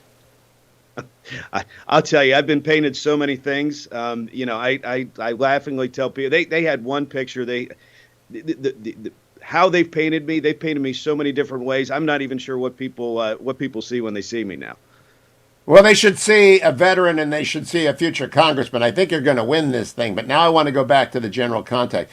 If you win this decisively, it sends a message. That's why I want every Republican and Independent and Democrat who are ticked off with what's going on in D.C. to get out there. If you win this decisively over a pretty left-wing candidate, it's a message machine, don't you think?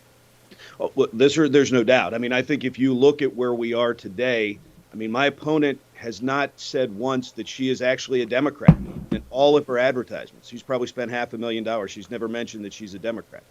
And the reason is because she wants to do everything, as Gingrich used to say, that Democrats can lie very loud, but we Republicans have to tell the truth longer. And that's what we've done in this race. But she won't tell you anything about herself because she's aligned with Nancy Pelosi. She's aligned with AOC. Instead, she wants to do everything to distort my record. And so, for the last couple of weeks, she's been lying about me. So we decided that we'd take a turn and tell the truth about her. Well, very good about that. I wish I had that ad. I'd play it. I was in Ohio on Sunday in Columbus at Genoa Church. I think it might be in your district. I saw a lot of signs for Mike Carey when I was in Ohio last weekend. But I also heard a lot about these school board races. And I know that school board races are a big deal in Virginia because that's where I live. And it was a big deal in California where I used to live. I didn't realize that CRT had swept Ohio and turned on parents there as well, Mike Carey. Oh, I'll tell you, the school board issue, particularly here in central Ohio, has really crystallized. I think people, for the first time, if there was one silver lining to, the pandemic with COVID and parents being able to sit home and actually watch what their children were being taught online, it galvanized these parents to really push back on the school boards. And so you're seeing that, and you're seeing that in this election. So, yeah, I know you're seeing it in Northern Virginia and Virginia, but it is all over Ohio, not just in the 15th Congressional District. So, Mike, tell me what you think happened. For years, school districts were run by school boards that were good citizens, men and women who stepped up to do their 4 or their 8 years. But in the last decade, they've become woke. And now they're over the edge in many places in the country. What happened? You've been in Ohio for a long time. My kids are grown. They grew up with good school boards and good schools. But now I think the school district where they went to school is woke. I agree with you, Hugh. I mean, I think when you look at traditionally how we as Republicans have, we have done very well in the state of Ohio. We've maintained all of the statewide elected offices except for Senator Brown. We've controlled the House, we've controlled the Senate, and I think we as Republicans and as conservatives, we've kind of been asleep at the wheel. But again, I really think all of this teaching online, this learning online that they had to do during the 2020, 2021, parents are really seeing what the agenda that's being pushed onto their students.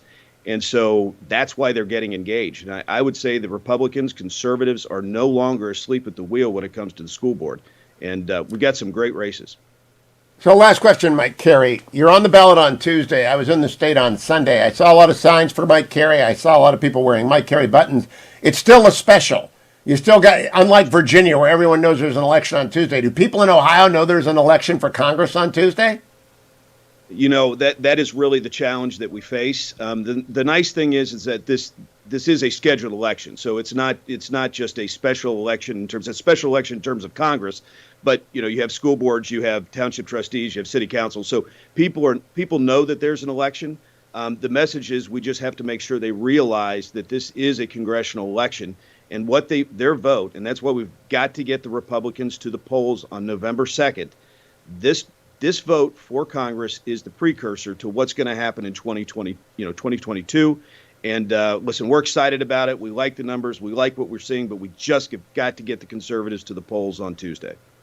Every single member of Congress is going to look at the margin by which Mike Carey wins and decide whether or not to vote for more crazy spending and to continue to fund defense. That's all on you, Mike. Don't worry about it, but it's all on you. Go back and work for the next 96 hours, friend. All right, Hugh. Thanks so much. Appreciate you. Follow him at Mike Carey, CareyOH15. Mike Carey, CARY. Mike Carey, OH15. Now, I want to go back to President Biden's Build Back Better presser yesterday. I mean, this is so silly. Cut number 6. They not expend any pollution into the air. We'll build out the first ever national network of 500,000 electric vehicle charging stations all across the country. So when you buy an electric vehicle, and you get credit for buying it, you buy an electric vehicle, you can go all the way across America on a single tank of gas, figuratively speaking. It's not gas. You plug it in. 500,000 of them. These stations along the way. We're going to get off the sidelines. Stop! Manufacturing solar Does anyone trust Joe Biden to do that? Does anyone believe the government will know where to put 500,000 voltage stations? Anybody believe that? Do you know how your gas station network developed? The free market developed it, and it closes gas stations that no longer have a purpose. If the government comes along and puts in 500,000 voltage stations, what a fiasco that will be. It'll be like the scam tram in California, the train to nowhere that sits like Stonehenge in the middle of the Central Valley.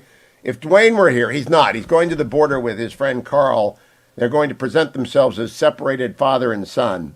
And Carl's old enough to get away as being Dwayne's dad. And they're going to ask for $1 million because apparently the Biden administration is up on that. They don't do math very well over at the Biden administration. Here's the president doing math yesterday, cut number 7. As I said before, these plans are fiscally responsible. They are fully paid for. They don't add a single penny to the deficit. They don't raise taxes on anyone making less than $400,000 a year. In fact, nobody believes that. Here's how. Nobody believes that. Nobody believes that. Nor do they believe AOC, who moved the goalposts yesterday on climate change. Remember, we had a 12 years till disaster and we'd all be dead? Well, we got a little extra. We got a reprieve. Cut number 16, AOC. Some of us have to actually live the future that you all are setting on fire for us. By 2028, crop yields are already projected to begin to fail, with famine beginning to hit the world's most vulnerable populations. By 2038, current U.S. drought, fire, and extreme heat trends could potentially make whole regions of the United States unlivable if we continue the trends that lobbyists Stop. Why didn't she tell us where? People are buying houses all over, and if it's going to be unlivable someone in 2038, the lenders aren't going to actually lend on that property. Did you think about that? Do you think you're going to get a 30-year mortgage if they're going to have a place that's unlivable? You think a lender is going to say, sure, 30-year mortgage, $100,000, $500,000, $1 million house, we'll lend to you, but it's not going to be livable in 30. Do you think they're that stupid? Because AOC thinks they're that stupid. AOC thinks every home lender making 30-year loans somewhere in Ohio, I don't know where it's going to become unlivable, somewhere in the United States. Ohio is the United States. I don't know what she thinks. I do know that I want Clarence Thomas to be my next speaker anywhere I go. Cut number 19 from the Heritage Foundation on Thursday last. He asked me things. He was really funny. He would ask me to go hunting with him, and he thought it was odd that someone from rural Georgia would not go hunting. And I said, Nino, it's really odd that someone from urban New York and New Jersey will go hunting. I said, last I checked, I left nothing in the woods.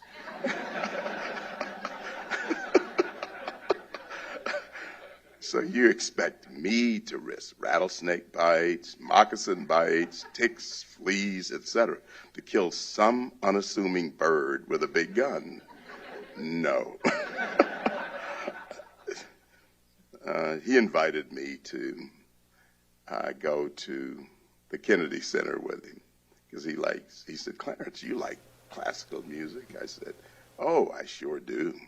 He said, come to the Kennedy Center. I said, oh, yeah, but I don't like people who like classical music.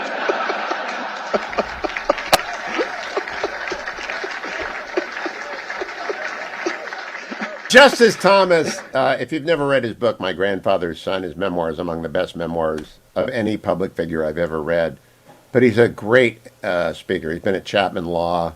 I used to work with him when he was an EEOC chairman, and I was running OPM in the old days. And he was as funny and as humor-filled and as good-natured as he is now. He's really one of the great Americans out there. Clarence Thomas at the Heritage, celebrating his old friend Nino Scalia. Here's the relief factor.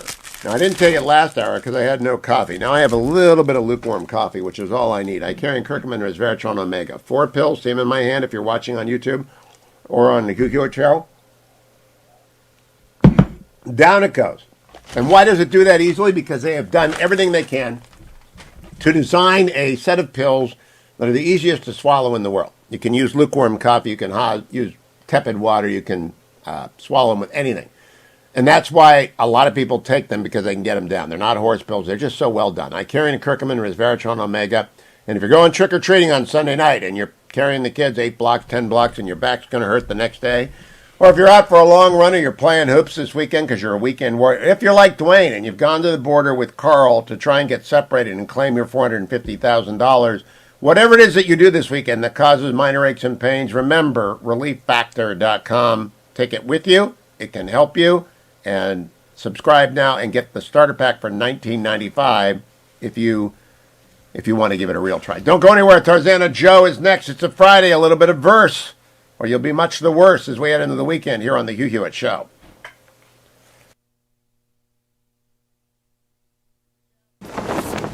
Trending now on the Dennis Prager Show. Not translate into the ability to spread it. And that's an inference.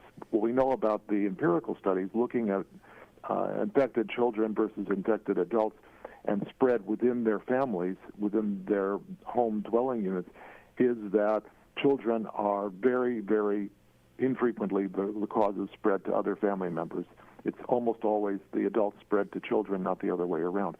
So we know from empirical studies that children don't spread the infection. And that being the case, there's little rationale for putting, masking children where we don't know that the mask has appreciable benefit, on top of the fact that the children don't really spread the infection very much. Keep up with what's trending. Subscribe on YouTube and at rumble.com. Trending now on the Larry Elder Show. And by the way, have you contracted the coronavirus? Have you had it? I have. I had it about a year ago. Well, did you make the argument that the immunity is stronger than the vaccine? Not in my religious exemptions interview. I did not. Mm-hmm. Yeah, but that argument's essentially removed. It's not on the table. We tried to negotiate that at the beginning with our association, and it just was an argument the city was having because they were saying we're tied to the mandate, and the mandate doesn't allow for that. Amazing. I played the other day an undercover video by an organization called Project Veritas, and they recorded 3 scientists with Pfizer, all admitting that contracting the coronavirus and surviving it gives you stronger immunity than the vaccine. All admitting it. And a couple of them admitted that they can't say it publicly. They signed non-disclosure agreements. And if they ever said anything about this, they'd be in real deep trouble. Keep up with what's trending. Subscribe on YouTube and at rumble.com. Streaming on Salem Now.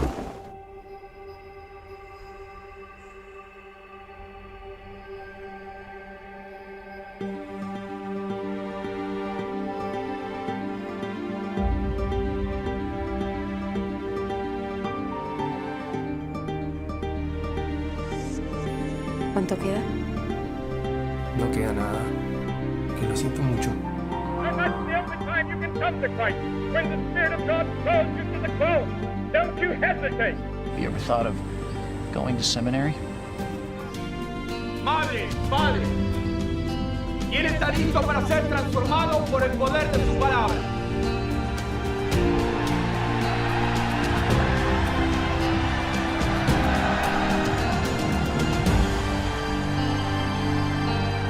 Look for Salem Now in the App Store or go to salemnow.com. Trending now on the Mike Gallagher Show.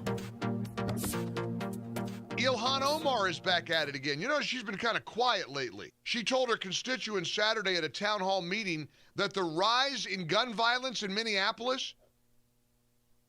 I want to hear some more about people wearing their Tony Fauci shirts. How long does this guy get to stay in power?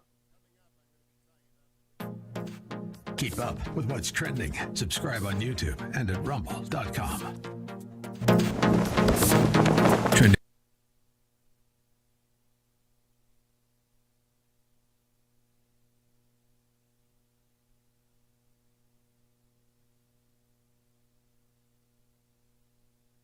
Joined now by the poet laureate of the Hugh Hewitt Show, Tarzana Joe. Hello, Joe. Hello, Hugh. You know, there's lots going on, and none of it makes sense. And that's kind of what my poetry does, so let's see how this one works out. There are citizens in Kabul and hostages in Haiti. If you add them all together, it's about 480. Plus the officers and nurses that Democrats abandon. It's no wonder that across the land we're chanting, "Let's go, Brandon." There are parents who for centuries have joined the PTA, who now are told by experts that they shouldn't have a say. There's the independent driver who would like to haul a load, but the state of California will not let him on the road. Professors who teach poetry, my Lord, how far they reach, told by student advocates, the poets, they can't teach. Pharmacists and doctors are now savvy to the vibe, limiting the pills that they dispense or they prescribe. I'm a guy who likes to smile, and I rarely wear a frown, but it seems to me the country is completely upside down. If you'd like to have a better view of all the things I've said, all I can suggest is you try standing on your head. Or maybe take a lesson from those Loudoun County folks. If you want a tasty omelet, you may have to break some yolks. Now, please don't take offense or out of context take my quote. I'm not advocating violence. I'm just urging them to vote. That's Upside Down by Tarzana Joe. I hope by this time next week, Joe, you'll have an ode to Glenn Youngkin ready. I'm working on it. The Youngkin doesn't rhyme with a lot. I mean, people can... what do you think off the top of your head? Duncan? Pumpkin. Youngkin? Yes, easy. Yes, okay. Duncan is in Lady Macbeth? Whoa, a literary reference. Pumpkin. I was thinking of the donuts. No, Tarzana Joe, yours will be better. And certainly more familiar. Everyone who needs a poem needs to write Joe at TarzanaJoe@Reagan.com, TarzanaJoe@Reagan.com, or hit the I Need a Poem button at TarzanaJoe.com, which I assume has not been hacked for a whole week. No, a whole week. It's working. It's working. TarzanaJoe.com. Thank you, Joe. Thank you, Hugh. You know, as I think about it, maybe we could rhyme Youngkin with Rumpelstiltskin. You think? Because Glenn Youngkin is spinning gold as we speak it, electoral gold. The polls that came out overnight, one private poll that has been obtained by the Washington Examiner has Youngkin ahead beyond the margin of error at 4, and then the Fox News poll of likely Virginia voters has him up by 8. It's actually astonishing. Terry McAuliffe, 45%, Glenn Youngkin, 53%. 2% undecided, or there's a progressive that will drain off some votes from Terry McAuliffe as well. 53% for Glenn Youngkin, Terry McAuliffe, 45%. Fox News poll of likely voters. The other bad news, Democrats are giving up in real time. You can watch it on Twitter and social media. They're beginning to give you explanations of why Terry McAuliffe lost. And Terry McAuliffe is blaming Biden, and Biden is blaming McAuliffe, and Democrats who want to spend another $2 trillion are blaming both of them because they want to spend their money anyway. But the Democrats on the margin are going to lose their seat in Congress next year. They're saying maybe we should not pass this bill because it's wildly unpopular. And maybe we better stop calling parents racist, like Terry McAuliffe has been calling parents racist, dog whistlers, whenever they worry about CRT or about COVID closure. Terry yesterday, he was out basically warning Virginia that if they elect Glenn Youngkin, their children will get sick. And my heart breaks for the 3 children in October who have died of COVID-related illness in the entire Commonwealth. I believe it's 3 in October. Here's Terry McAuliffe yesterday trying to scare people into voting for him. It's not going to work. Cut number 12. Number of medical professionals. What's your takeaway from today's discussion? It was a little frightening to hear the conversation. Today in Virginia, we have 1,542 children in ICU beds somewhere throughout the Commonwealth. 2 children under the age of 11 died the other day. But the head of infectious diseases for the University of Virginia Medical Center was telling me, we're going to live with this for another 2 years. But he also... Stop for a second. I think it is shameless to try and scare people into believing their children are at significant risk from COVID. They are not. They will be at even less risk after they get the vaccine, but they are not. All 3 of my grandchildren have now had COVID, all 3. I am grateful to God that they have had very, very mild cases, as has their vaccinated mother had a mild case. Their vaccinated father is off on Navy assignment and cannot be back. And therefore, I'm following this closely. But Glenn Youngkin is going to win because, well, let's play Glenn Youngkin calling his shot on the Hugh Hewitt show this week. Why is the president shouting at you? Glenn Youngkin. Well, because it's the last ditch effort of a failing campaign. I mean, they are desperate. Hugh, they're looking at the exact same numbers we are. The polls that everybody's seeing today have us neck and neck, but those are trailing polls, and they're looking at the same internal numbers we are, which we are surging. And the polls are going to be coming out over the next few days are just going to show exactly what's happening is us moving ahead, well ahead. And they're well ahead, ahead, America, well ahead. Now, it's raining like mad, and Democrats are giving up. They're leaving their signs in bundles, places. They're going home. They can't buy their way. They can't get them out because a loser is a loser is a loser, and McAuliffe is a loser, and Biden is a loser, and the Democratic Congress is losing in real time in front of our eyes. But GOP, get out there and work in the rain in Virginia today, and in the nice sunny weekend, and on Monday and Tuesday, work, work, work. We'll send a message heard round the world from Virginia when Youngkin wins on Tuesday. I'll be right back. Dr. Larry Arnn in the Hillsdale Dialogue ahead.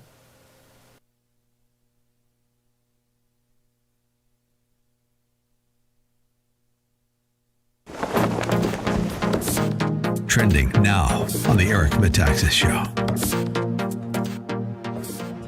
Because David French said that he hoped Biden won the election because he found Donald Trump to be somebody who had no character.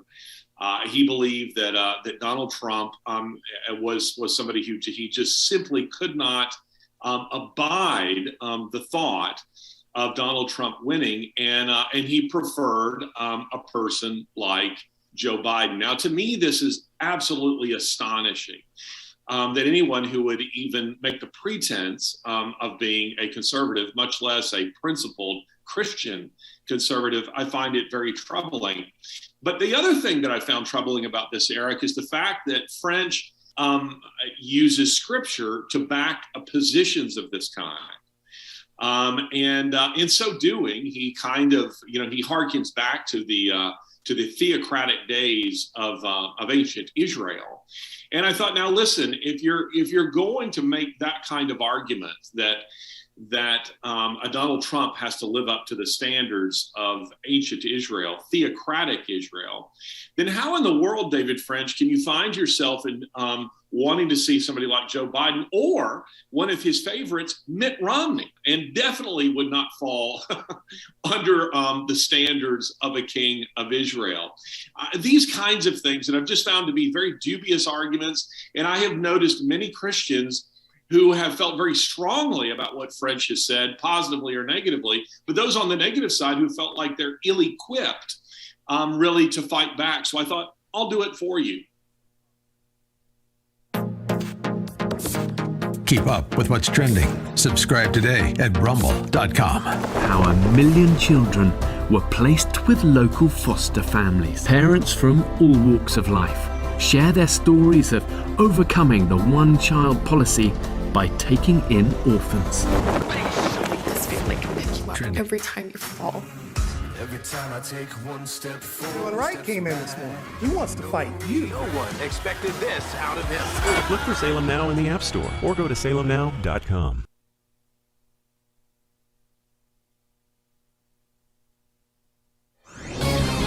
This is Carol Platt-Liebau for townhall.com. 30 years have passed since Justice Clarence Thomas was confirmed to the U.S. Supreme Court.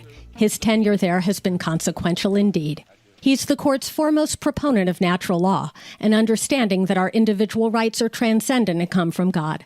This understanding undergirds his approach to the Declaration of Independence and the Constitution, powerfully informing the justice's unyielding commitment to limited government and equal justice before the law. Over the last 5 years, Justice Thomas has authored more opinions than any of his colleagues on the Supreme Court. His influence only continues to grow. And he's beloved by the scores of people who know him. He knows the names of the children of the marshals who guard the courthouse. He's mentored generations of clerks, treating them like family, and his distinctive hearty laugh rings out within his judicial chambers. May God bless this great, good, and brilliant man, and may he serve on the court many years longer. Trending now on the Larry Elder Show. The union for the referees, however, has voted in favor of a vaccine mandate, but the players have not. And Kyrie Irving is refusing to get vaccinated. New York City is one of, I think, 2 cities that is requiring proof of having been vaccinated in order to play. Here's what he said again. I know I can use my platform to spread positivity and spread light on the things that matter to me, and I just care about our world a lot. And if I'm going to be demonized for that, at least let me go out on my own accord. You know, first things first, this isn't about me, and it's not about me dispelling, you know, what's being said about me particularly or for anybody. It's just saying, you know, I'm standing with all those that, you know, believe in what's right and are doing what's right for themselves. You know, everybody has a personal choice with their lives. You know, everybody has a right to feel a certain type of way. Everybody's entitled to their own opinions. Everybody's entitled to do what they feel is best for themselves, you know, and putting me as a hero or painting me as a villain, sort of say, or going against the vaccine mandates, like that wasn't my intent at all. And to be sitting in this seat here and seeing, you know, the way that this is dividing our world up, you know, being vaccinated or being unvaccinated, you know, it's just sad to see. It's creating a lot of division, a lot of confusion, you know, a lot of people saying things that are untrue. We're not giving space for each other to speak. You know, you got doctors out here working hard, physicians out here working hard, and everybody's trying to do what's best for them and their families, which I respect. And I'm always going to put that first. Keep up with what's trending. Subscribe on YouTube and at rumble.com. Trending now on The Mike Gallagher Show. Do you realize that Terry McAuliffe is still going around saying that Stacey Abrams had the election in Georgia stolen from her? I thought you weren't allowed to question the outcome of the election. And he's running down the democracy, saying that our elections are not fair. The next day. She would be the governor of Georgia today had the governor of Georgia not disenfranchised 1.4 million Georgia voters before the election. That's what happened to Stacey Abrams. They took the votes away. Uh-oh. Hey, YouTube, you better ban me, because I just played a clip of Democrat Terry McAuliffe claiming that Stacey Abrams had the election stolen from her. That's election misinformation. If Virginia elects Terry McAuliffe next week, you'll deserve every bit of the misery you're going to get. Keep up with what's trending. Subscribe on YouTube and at rumble.com. Trending now on the Dennis Prager Show. He used social media, and they said that they would do whatever it took to make sure that he wasn't able to communicate directly with the people in an unfiltered fashion. And so they said about everything from deplatforming effective conservative voices, censoring the president and other people, creating algorithmic chaos where if you search for information, it would devalue information from right-leaning sources and elevate those on the left. You know, massive amounts of deplatforming and marginalizing of conservative voices to the tune of, I mean, this actually probably had more effect than anything, including propaganda media's malfeasance in the election. But it's they exerted massive control, and, you know, to think that it still came within 43,000 votes in 3 states, even after all they did, it tells you just how much they did, I think. So I'm putting you on the spot here. The former president, President Trump's continued statement that the election was, quote, stolen. A, is it a word you would use? B, do you think he should use it? I don't try to give him advice, but no. I mean, I love the word rigged, which is why I named the book Rigged. Before votes even happened, everything was designed to orchestrate a particular outcome, whether that was fake news or censorship, tech control of everything, changing election laws, funding of elections. I think sometimes people just get a little bit too much into the semantics, like call it what you want. We just need to know what happened and whether it should be allowed to happen. But I really like the word rigged, which is why I named the book that. Yes, it makes sense. Keep up with what's trending. Subscribe on YouTube and at rumble.com.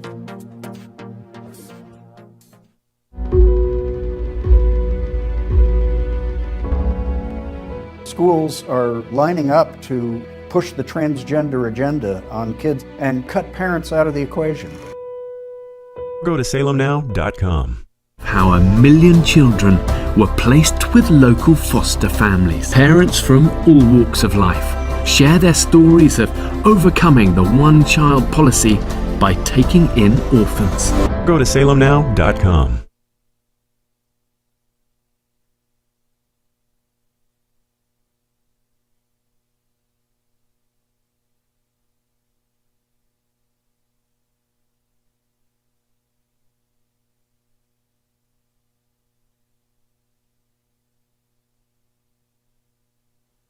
Morning glory, America. Bonjour, hi, Canada. That music means it's the last radio hour of the week, the Hillsdale Dialogue. And I must tell you, at the event in Columbus on Sunday night, we had 1,500 people for the Ohio Senate candidates debate.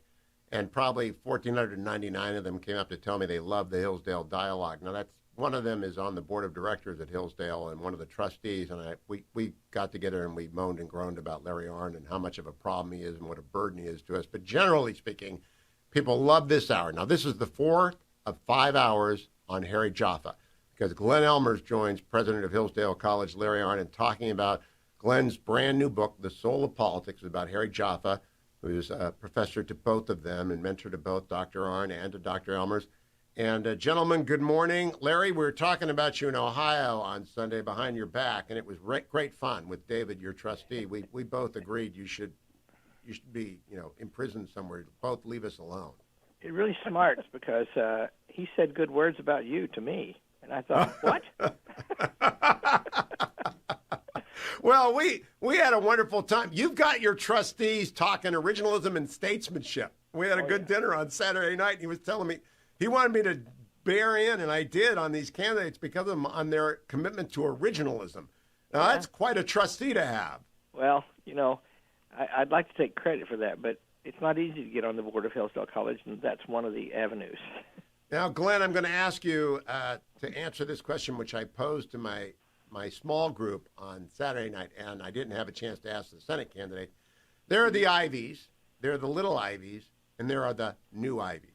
The new Ivies are led, I think, by Hillsdale, which is the Harvard of the new Ivies. And I would add to it Grove City College. I think I would add Cedarville College. I would add Colorado Christian University, maybe Grand Canyon College, Biola.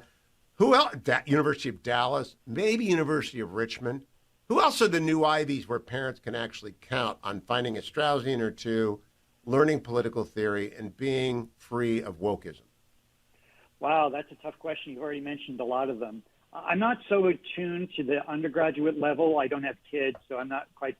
On the graduate level, I do know that some people, and again, this is a sort of a narrow field. If you're interested in Straussian political philosophy, Baylor has some good people.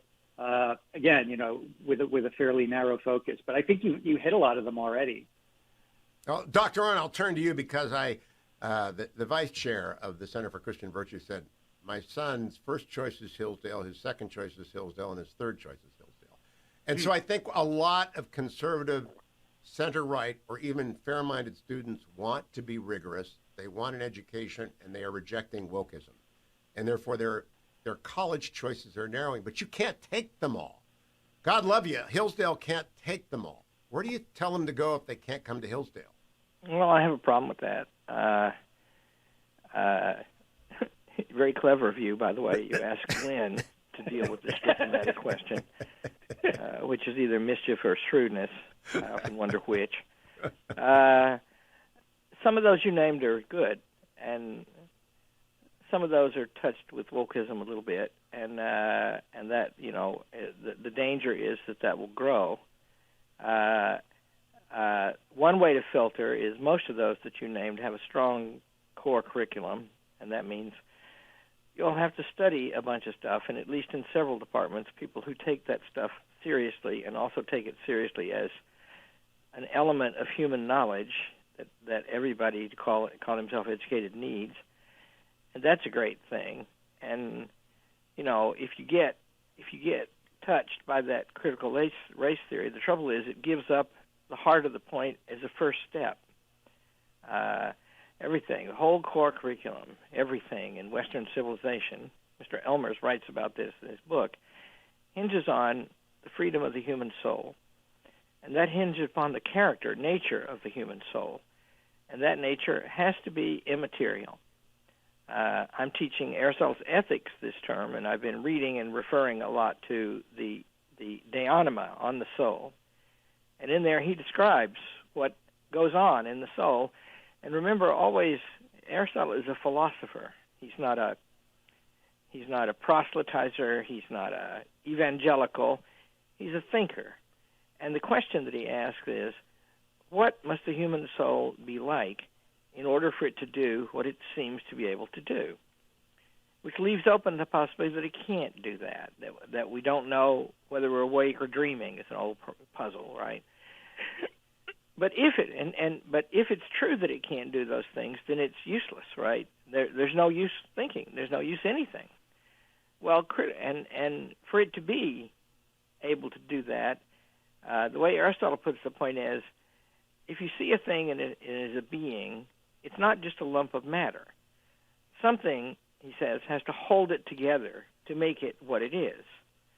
It's a form, or an essence of it. And that works upon your soul, which isn't anything until it perceives that. It's not in the way in any way. It's purely receiving. And he says that is the condition of freedom, to use the title of an essay that Professor Jaffa wrote that's really great. And in fact, this morning I'm inclined, since this came up, to recommend that one. That's really great. And so the point is, what is it like? It has to be nothing material. But a thing that's not material can't have a color, right? It has to be free. For us to be able to make an argument, by the way, to make the claim that people are structurally evil because of their color, whatever the color is, right? That gives up the whole argument about human freedom. That gives up the whole ground upon which one could condemn the people. And so colleges must not involve themselves in that contradiction, and some of them do now. Now, Glenn Elmers, that is a magnificent introduction. I have to pay Larry a compliment, which always gets me off to a bad start. That's a magnificent introduction to why one should read The Soul of Politics and why someone should see a teacher like Harry Jaffa. Because only if you have a teacher I think you explained in The Soul of Politics quite well why Harry Jaffa was a brilliant teacher. But in particular, they've got to find teachers committed to truth and to exploring and creating their own hunger for truth. So would you explain at the start of our fourth of 5 segments on Harry Jaffa and The Soul of Politics why he was such a great teacher and what Straussianism is? Because Ken Matsui asked me once, "Are you a Straussian?" I'm not smart enough to be a Straussian. He said it's a very Straussian thing to say. And so would you explain to people why they want a Leo Strauss or a Harry Jaffa or, God forbid, a Larry Arnn or a Glenn Elmers in their life? Why do they want that as a student? Well, probably the most important thing is the key lesson that Jaffa learned from his own teacher, Leo Strauss, who, just to recap, since you asked, fled Nazi Germany in the 30s and was probably the most brilliant and influential teacher of political philosophy in the 20th century, and did a tremendous job, almost single-handedly, reviving the serious study of the Western philosophic tradition as a source of real truth, real wisdom, against the dominant, then even more than now, believe it or not, dominant intellectual idea that we're all trapped in our little universes, right? That we can read the past, but the past is sort of distant, it's alien to us.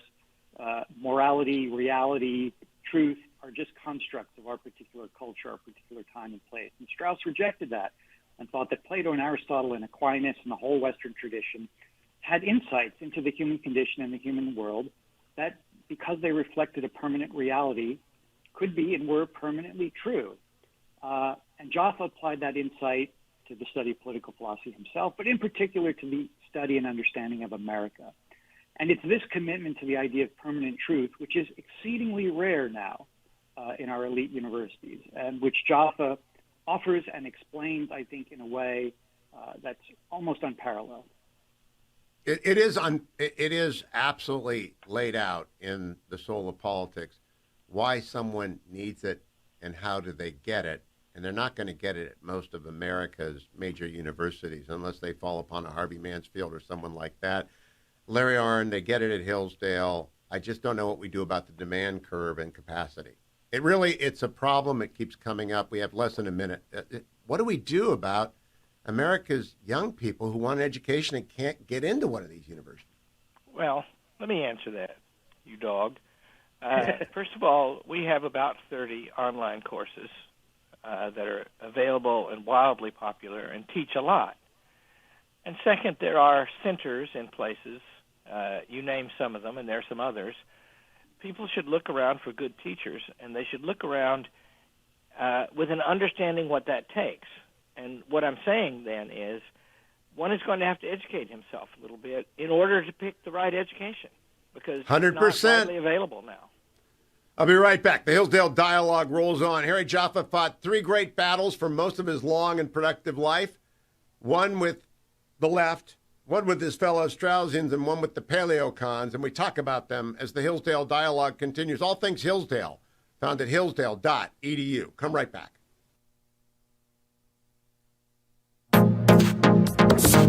Trending now on the Eric Metaxas Show.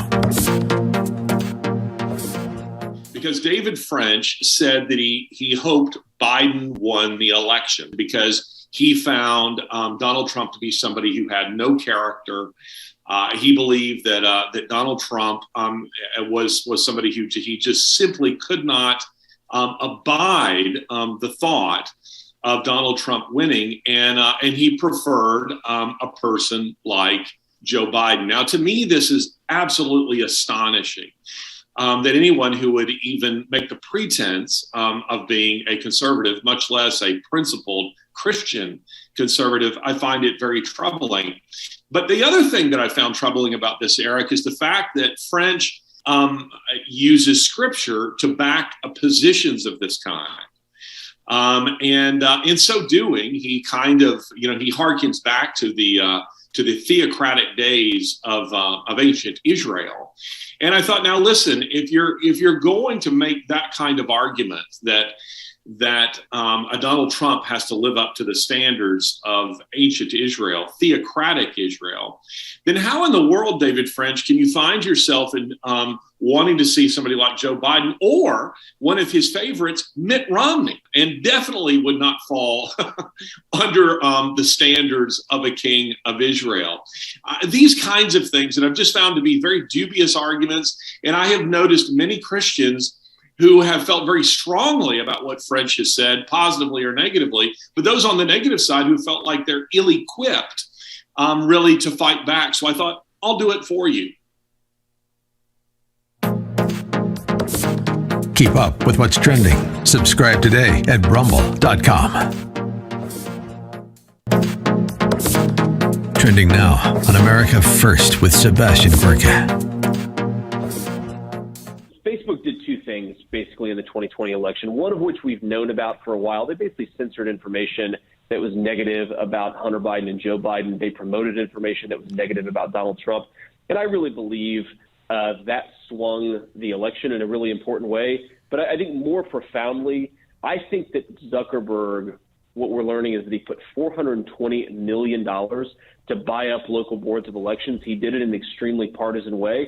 And I think it basically rigged the election. I mean, all of us are sort of scratching our heads wondering what really went on in 2020. And I think a big piece of the puzzle is understanding that it was not the people's representatives that were counting ballots, that were canvassing elections. It was partisan hacks that were installed by one of the most powerful people in our country.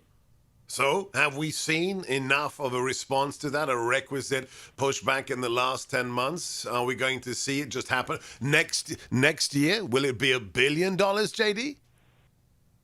I don't think there will be $1 billion, but look, this is where humans have the ability to push back against this stuff, right? We need to be men of action in this moment, and Americans need to say, look, no more of this. We need to actually ban Zuckerberg money coming in and buying up Democratic votes in our election, or we're never going to have a free and fair election in this country ever again.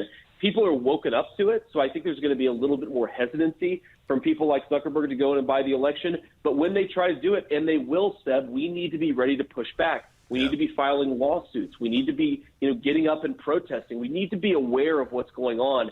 And I think I'm optimistic because we are at least aware of what happened now. Keep up with what's trending. Subscribe today at rumble.com. The most powerful organs of the state are not merely corrupt, but that they've been weaponized. We are now all rooting for his success. That's not what happened. It was a complete ambush. I thought it's early enough. Let's just send a couple guys over. And the audience was, ha, ha, ha, ha. How funny to set up an innocent man. It divided the country in ways that people can't imagine. It's inspired massive violence. Look for Salem Now in the App Store, or go to salemnow.com.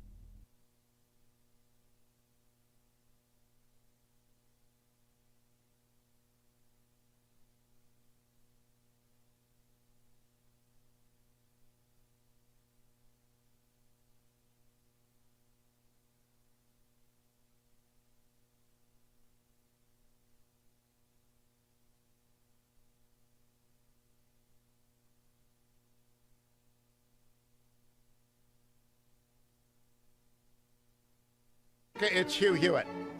This is the Hillsdale Dialogue, which we've been doing since 2013. I found out this week by accident that every one of them are cataloged by iTunes in order.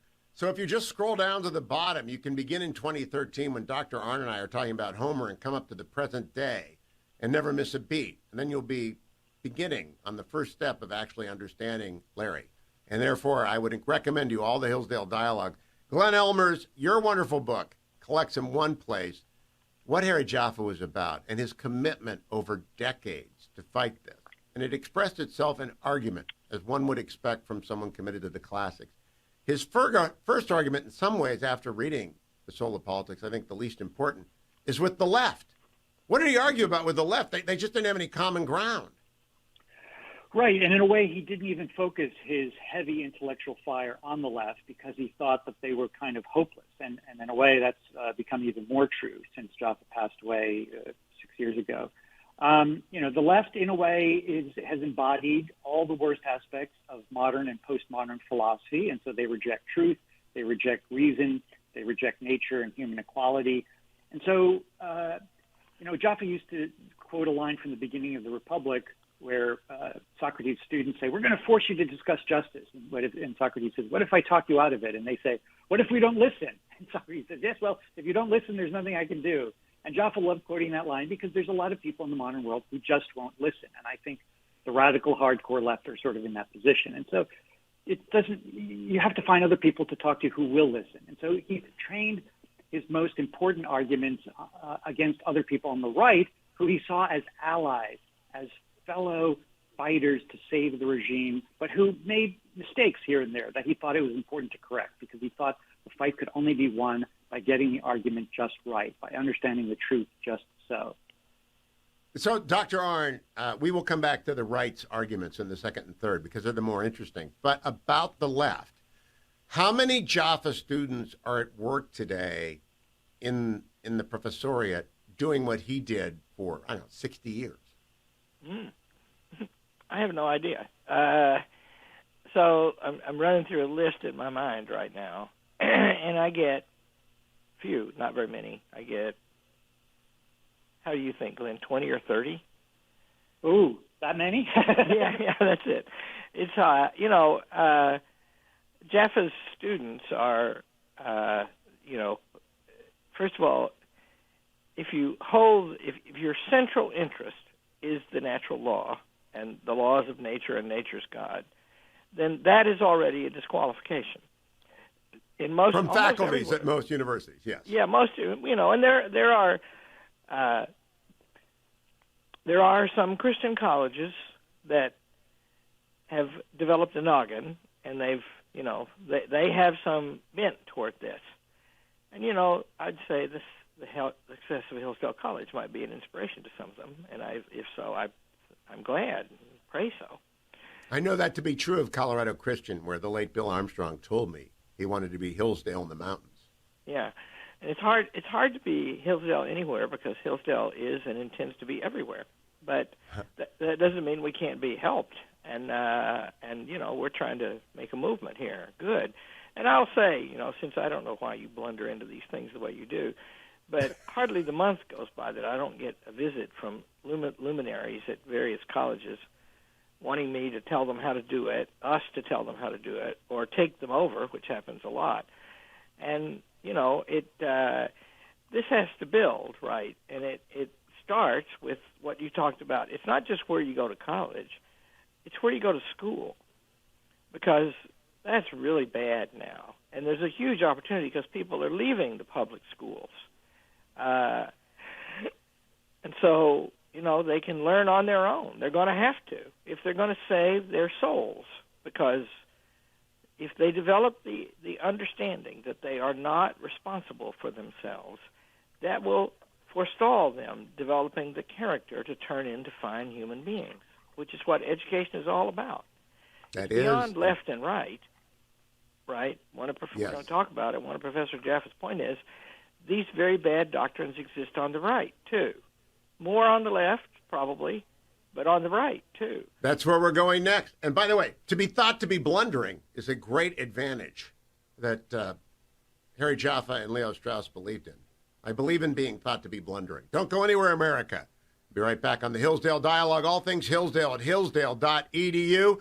Hugh for Hillsdale.com to find all the dialogues. Or go to iTunes and just put in Hillsdale Dialogues, and you'll get them all back to 2013. Trending now on the Charlie Kirk Show. Justice is something a country must at least attempt to get right. You're going to have things that fall through the cracks. You're going to have externalities. You're going to have issues. But you have to at least try to make a country just. The current regime is basically saying we don't even want to attempt to preserve the American ideal of justice. That justice is nothing more than us being in charge and you being under our power. Socrates said, Is it not the purpose of a juryman's office to give justice as favor to whoever seems good to him, but to judge according to the law? This is what he is sworn to do. Our people in charge, our leaders, were sworn to protect our country. 1.7 million people just waltz right into the country. They get to have anchor babies. The other side wants to give them amnesty, wants to make them citizens. This is not sustainable. We know it's not sustainable. And the ruling class in both parties, by the way, the Republican Party and the Democrat Party, they want this for votes. They want this for government dependency. They want this for cheap labor. Now, I'm pleased to see that Texas is now stepping up and saying we're not going to put up with this. Texas needs to defy federal authority, arrest every single person that comes from this caravan. They need to be welcoming this caravan, not with benefits and signs, but with handcuffs and chartered flights back to right where they came from. Immediately. No questions asked. Don't put them in front of a judge. Put them on a plane and get them back. They broke the law. That would be justice. A 7-year-old would say, yeah, they deserve to go back because they broke our laws. Keep up with what's trending. Subscribe on YouTube and at rumble.com.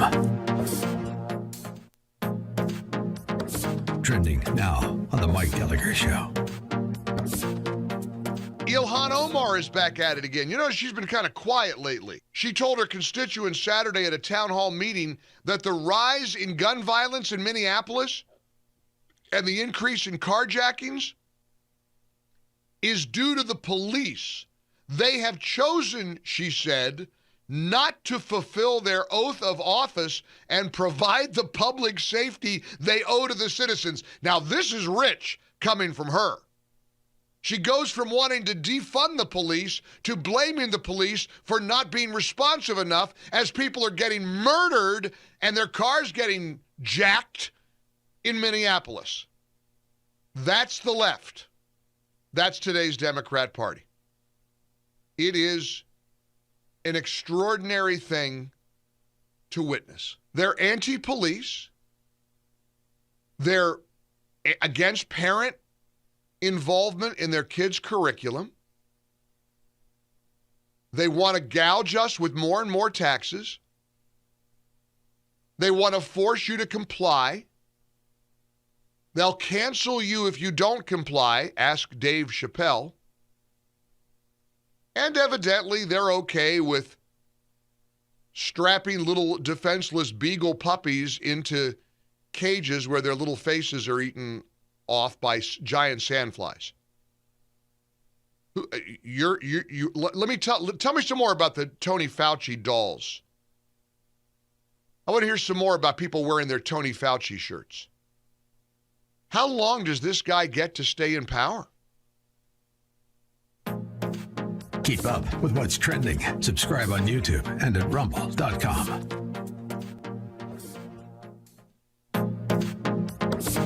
Trending now on the Larry Elder Show. And By the way, have you contracted the coronavirus? Have you had it? I have. I had it about a year ago. Well, did you make the argument that the immunity is stronger than the vaccine?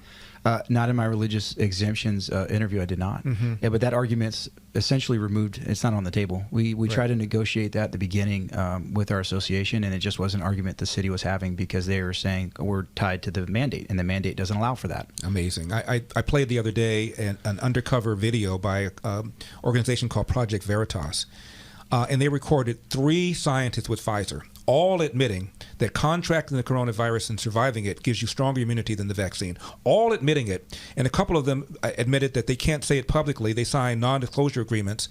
And if they ever said anything about this, they'd be in real deep trouble. Keep up with what's trending. Subscribe on YouTube and at rumble.com. Streaming on Salem Now. We'll see one young lady identify as transgender, and the next thing you know, 6 or 7 young ladies in that same school are now identifying as transgender. Children taught at age 5 they can create their gender identity, and it's being celebrated. Schools are lining up to push the transgender agenda on kids and cut parents out of the equation. Every cell of their body that has a nucleus is male or female. We've now seen parents losing custody of their children if they don't go along with this. We've all been created XY or XX, so that means there's only 2 genders. And so really the battle is against the creator. Look for Salem Now in the App Store or go to salemnow.com. Welcome back, America. The Hugh Hewitt Show is underway, but the Hillsdale Dialogue is underway, the last radio hour of the week. It's part 4 of a 5-part series on Glenn Elmers, who is one of our guests, along with Dr. Larry Arnn, president of Hillsdale College, discussing his new book, The Soul of Politics, which I really cannot recommend highly enough to people who want to understand what Leo Strauss and Harry Jaffa was about. And there is in there a concise review of the many battles of Harry Jaffa, which is like reviewing World War II in 200 pages. And one of those epic battles was with fellow Straussians. And there are East Coast Straussians and West Coast Straussians, and there are many debates, always conducted, by the way, with almost always civility, but ferocious, Glenn. Can you clue the audience in to what was all the shouting about and where lies the battles today? Sure. On one level, it's on the relationship between the philosopher and the citizen, or the relationship between philosophy and politics. And that has a direct effect on the understanding of America. So Jaffa had a very political focus. He understood the distinction between the philosopher and the city. The citizen has to be concerned with the moral life of the regime, of his community.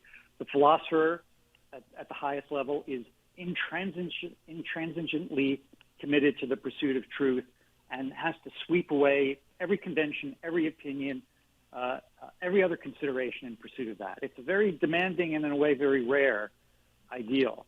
But Jaffa thought that political philosophy as a subject matter had a lot to say, especially for the understanding of America, whereas the Eastern Straussians tend to focus very much on that distinction, on the philosopher as separate from all moral or political concerns, and had less interest in applying the lessons of political philosophy to politics.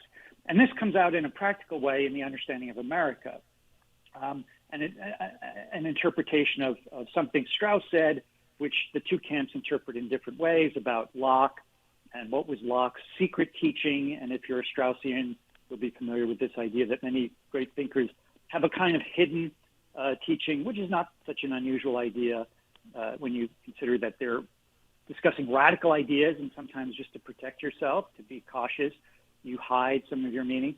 And then the question is, was Locke's secret teaching, which is supposedly based on the idea that human beings are low and passionate and acquisitive and have no real commitment to the noble or the high or the virtuous, did that really define America? And that's the East Coast Straussian position, that America is just a sort of a phenomenon of modern philosophy with all of its problems.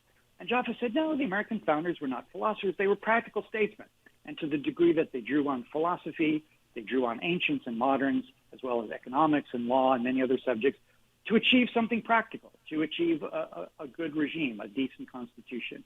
And so this understanding of the relationship between the philosopher and moral political life and the particular understanding of America gets to the distinction between the two camps. Now, Dr. Arnn, I can't say that I was taught by East Coast Straussians. I was in their classes, all right? So Harvey Mansfield and Bill Kristol and Alan Keyes and Nathan Tarkoff, I was in their classes, but I can't say I was taught by them because I think I'm really a lawyer and not a philosopher or a statesman.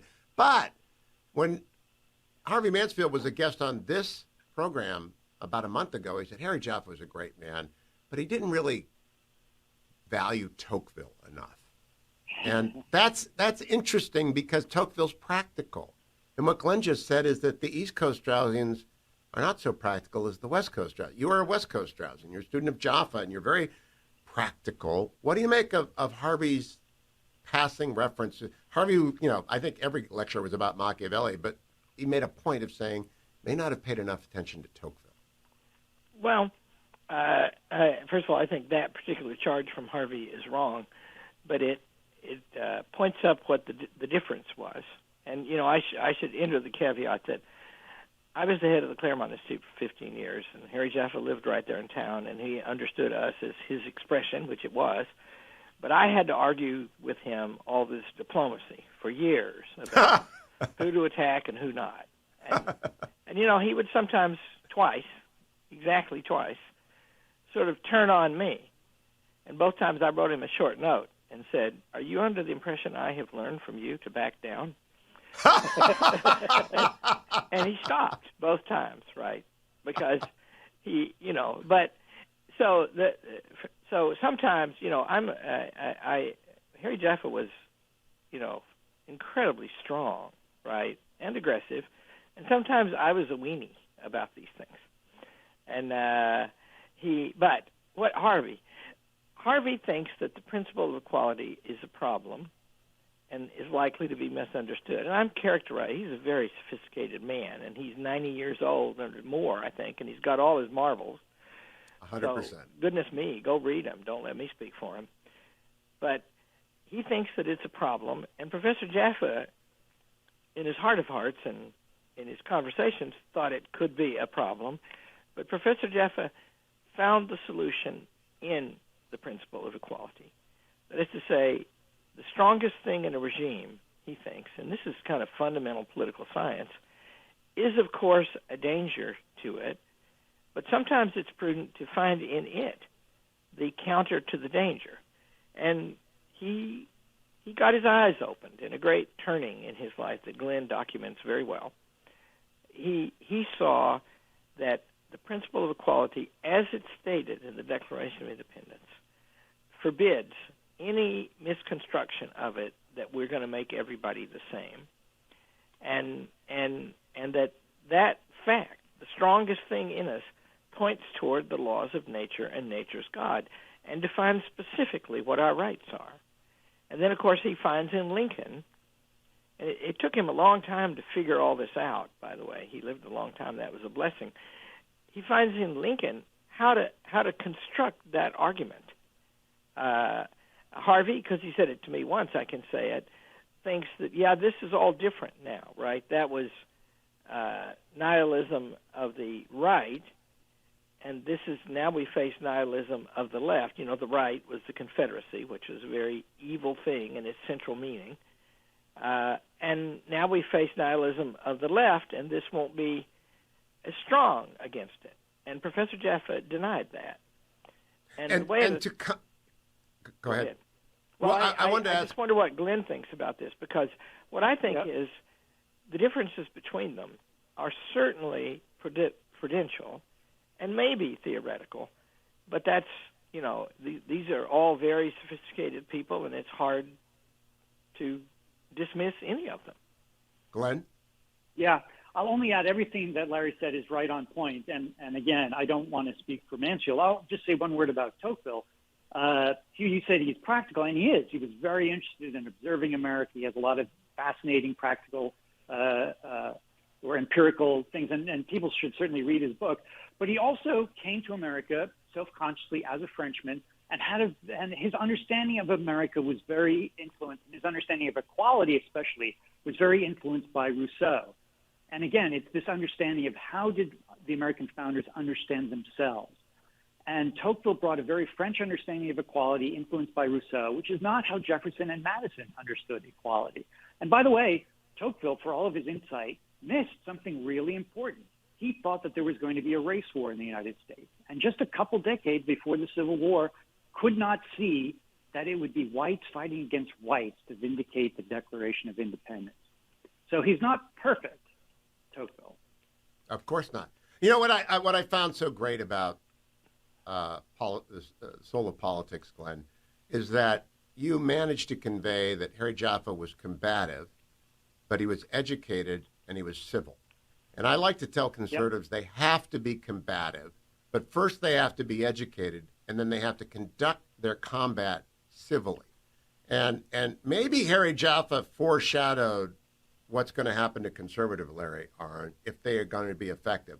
First, they have to be educated, then they have to be civil, and then they must never back off from a fight.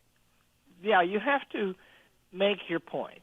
And Professor Jaffa was, he was a very delicate man, although he used to claim that he loved the hammer the best.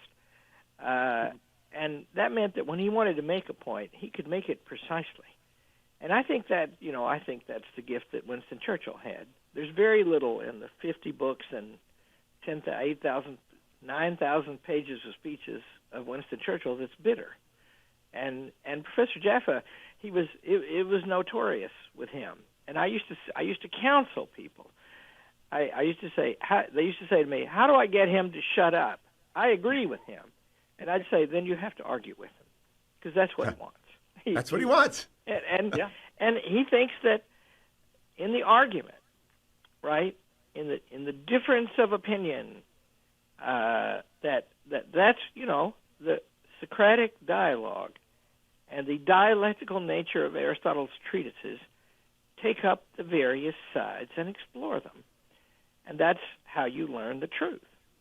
But Glenn Elmers, you can't learn the truth on Twitter.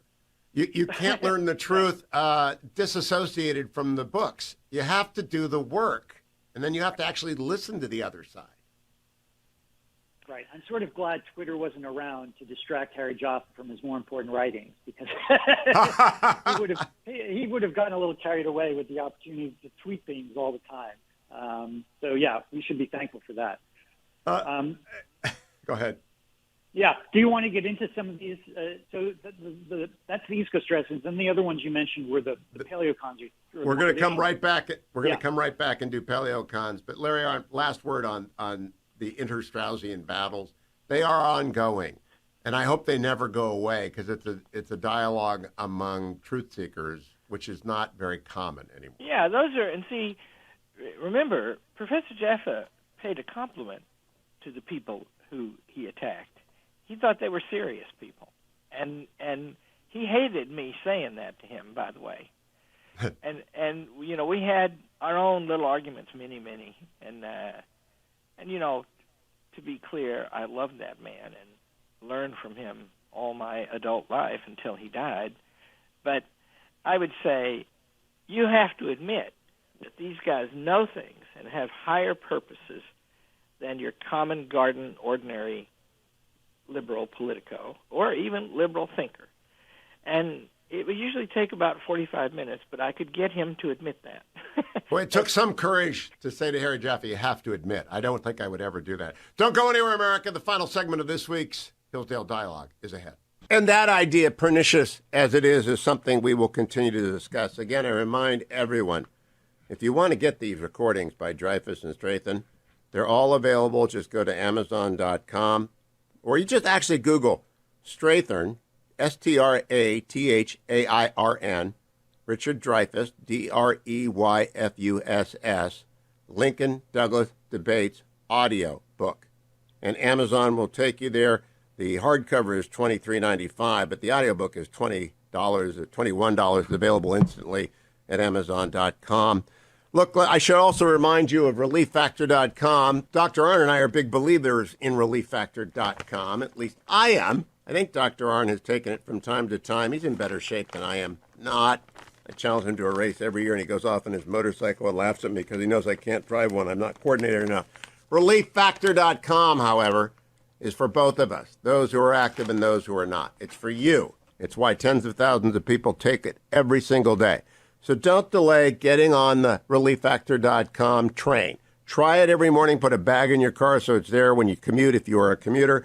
You will feel better after 3 weeks, or don't take another packet of ReliefFactor.com.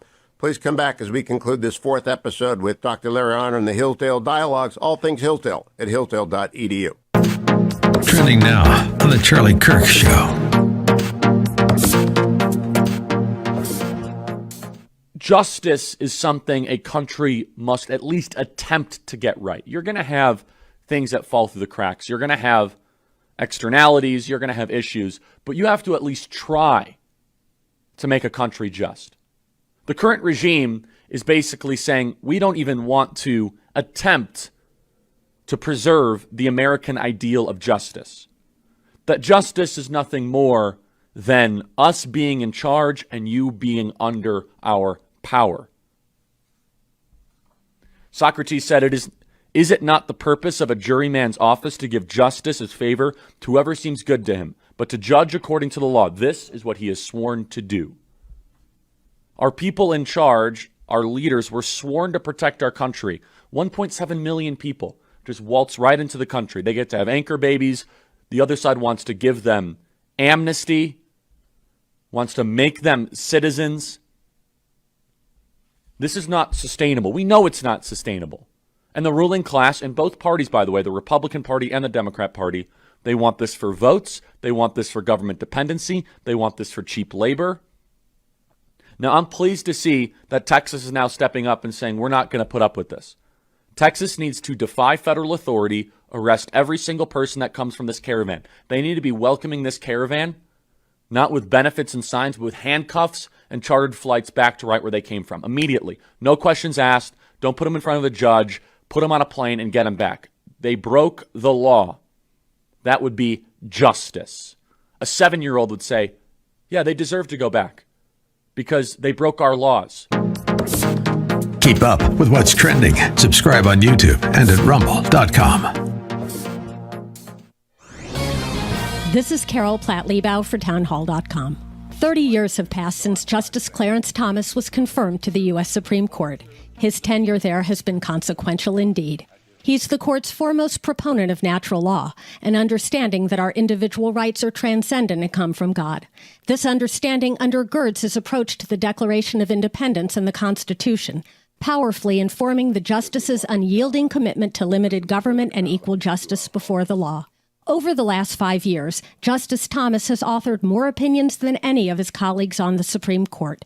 His influence only continues to grow, and he's beloved by the scores of people who know him. He knows the names of the children of the marshals who guard the courthouse. He's mentored generations of clerks, treating them like family, and his distinctive, hearty laugh rings out within his judicial chambers.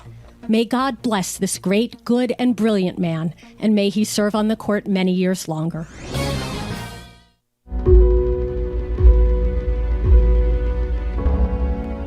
Schools are lining up to push the transgender agenda on kids and cut parents out of the equation. Go to salemnow.com. How 1 million children were placed with local foster families. Parents from all walks of life share their stories of overcoming the one-child policy by taking in orphans. Go to salemnow.com.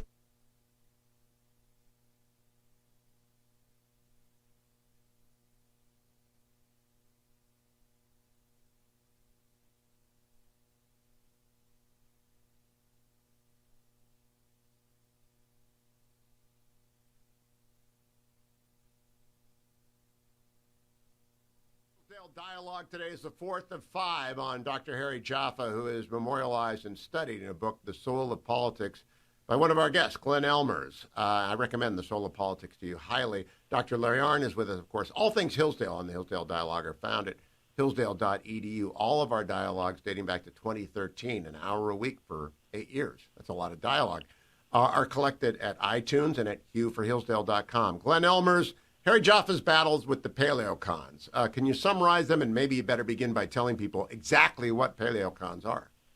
Sure. The paleocons are the traditionalists. They're suspicious of the Enlightenment. They're suspicious of abstract truth and theoretical reasoning, and think that the best way to have a healthy regime is to just focus on who we are as a people, our customs, our history, and not get involved in a lot of in too much abstract thinking.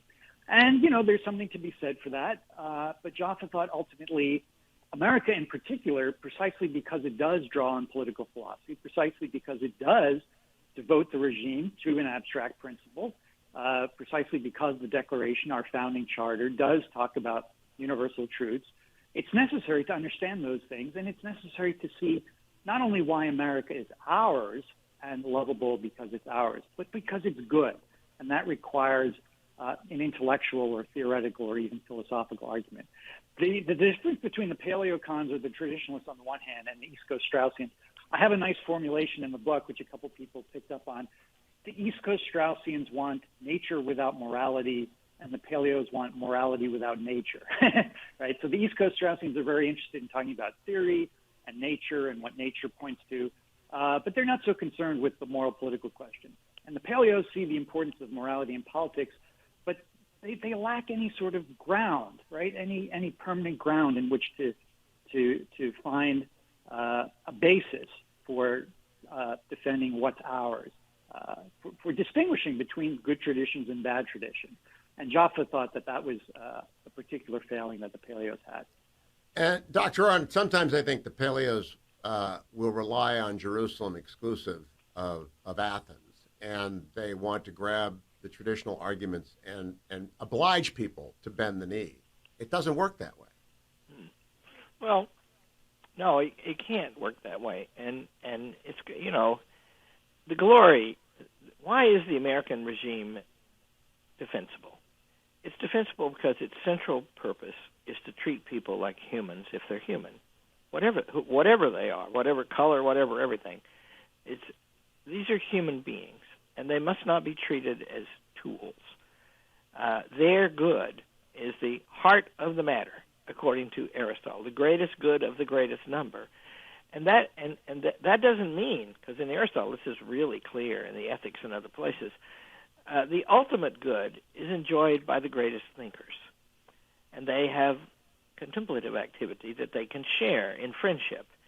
But the point is, those people have a larger reason than anyone to be grateful for the liberal, in the true sense, regime, because it leaves them alone to do their work, which ancient Athens did not do and which today America does not do. And so the thinking class, they should have agreement with one another about that. And that's one thing that got Professor Jaffe's dander up. He thinks that people fail to understand how remarkable it is to have that chance. And of course, during his lifetime and accelerating now, the academic world is making fewer and fewer people who are real thinkers welcome. It really party line. It has become hostile to this inquiry. Glenn, I want to finish there. I often tell students that their mission is to do as much as they can for as many as they can for as long as they can. And if you put up Harry Jaffe as an example of that, that's a lot done for a lot for a long, long time. It's really a good standard against which to measure your effort on behalf of the good. You're stunned. Absolutely. Yeah.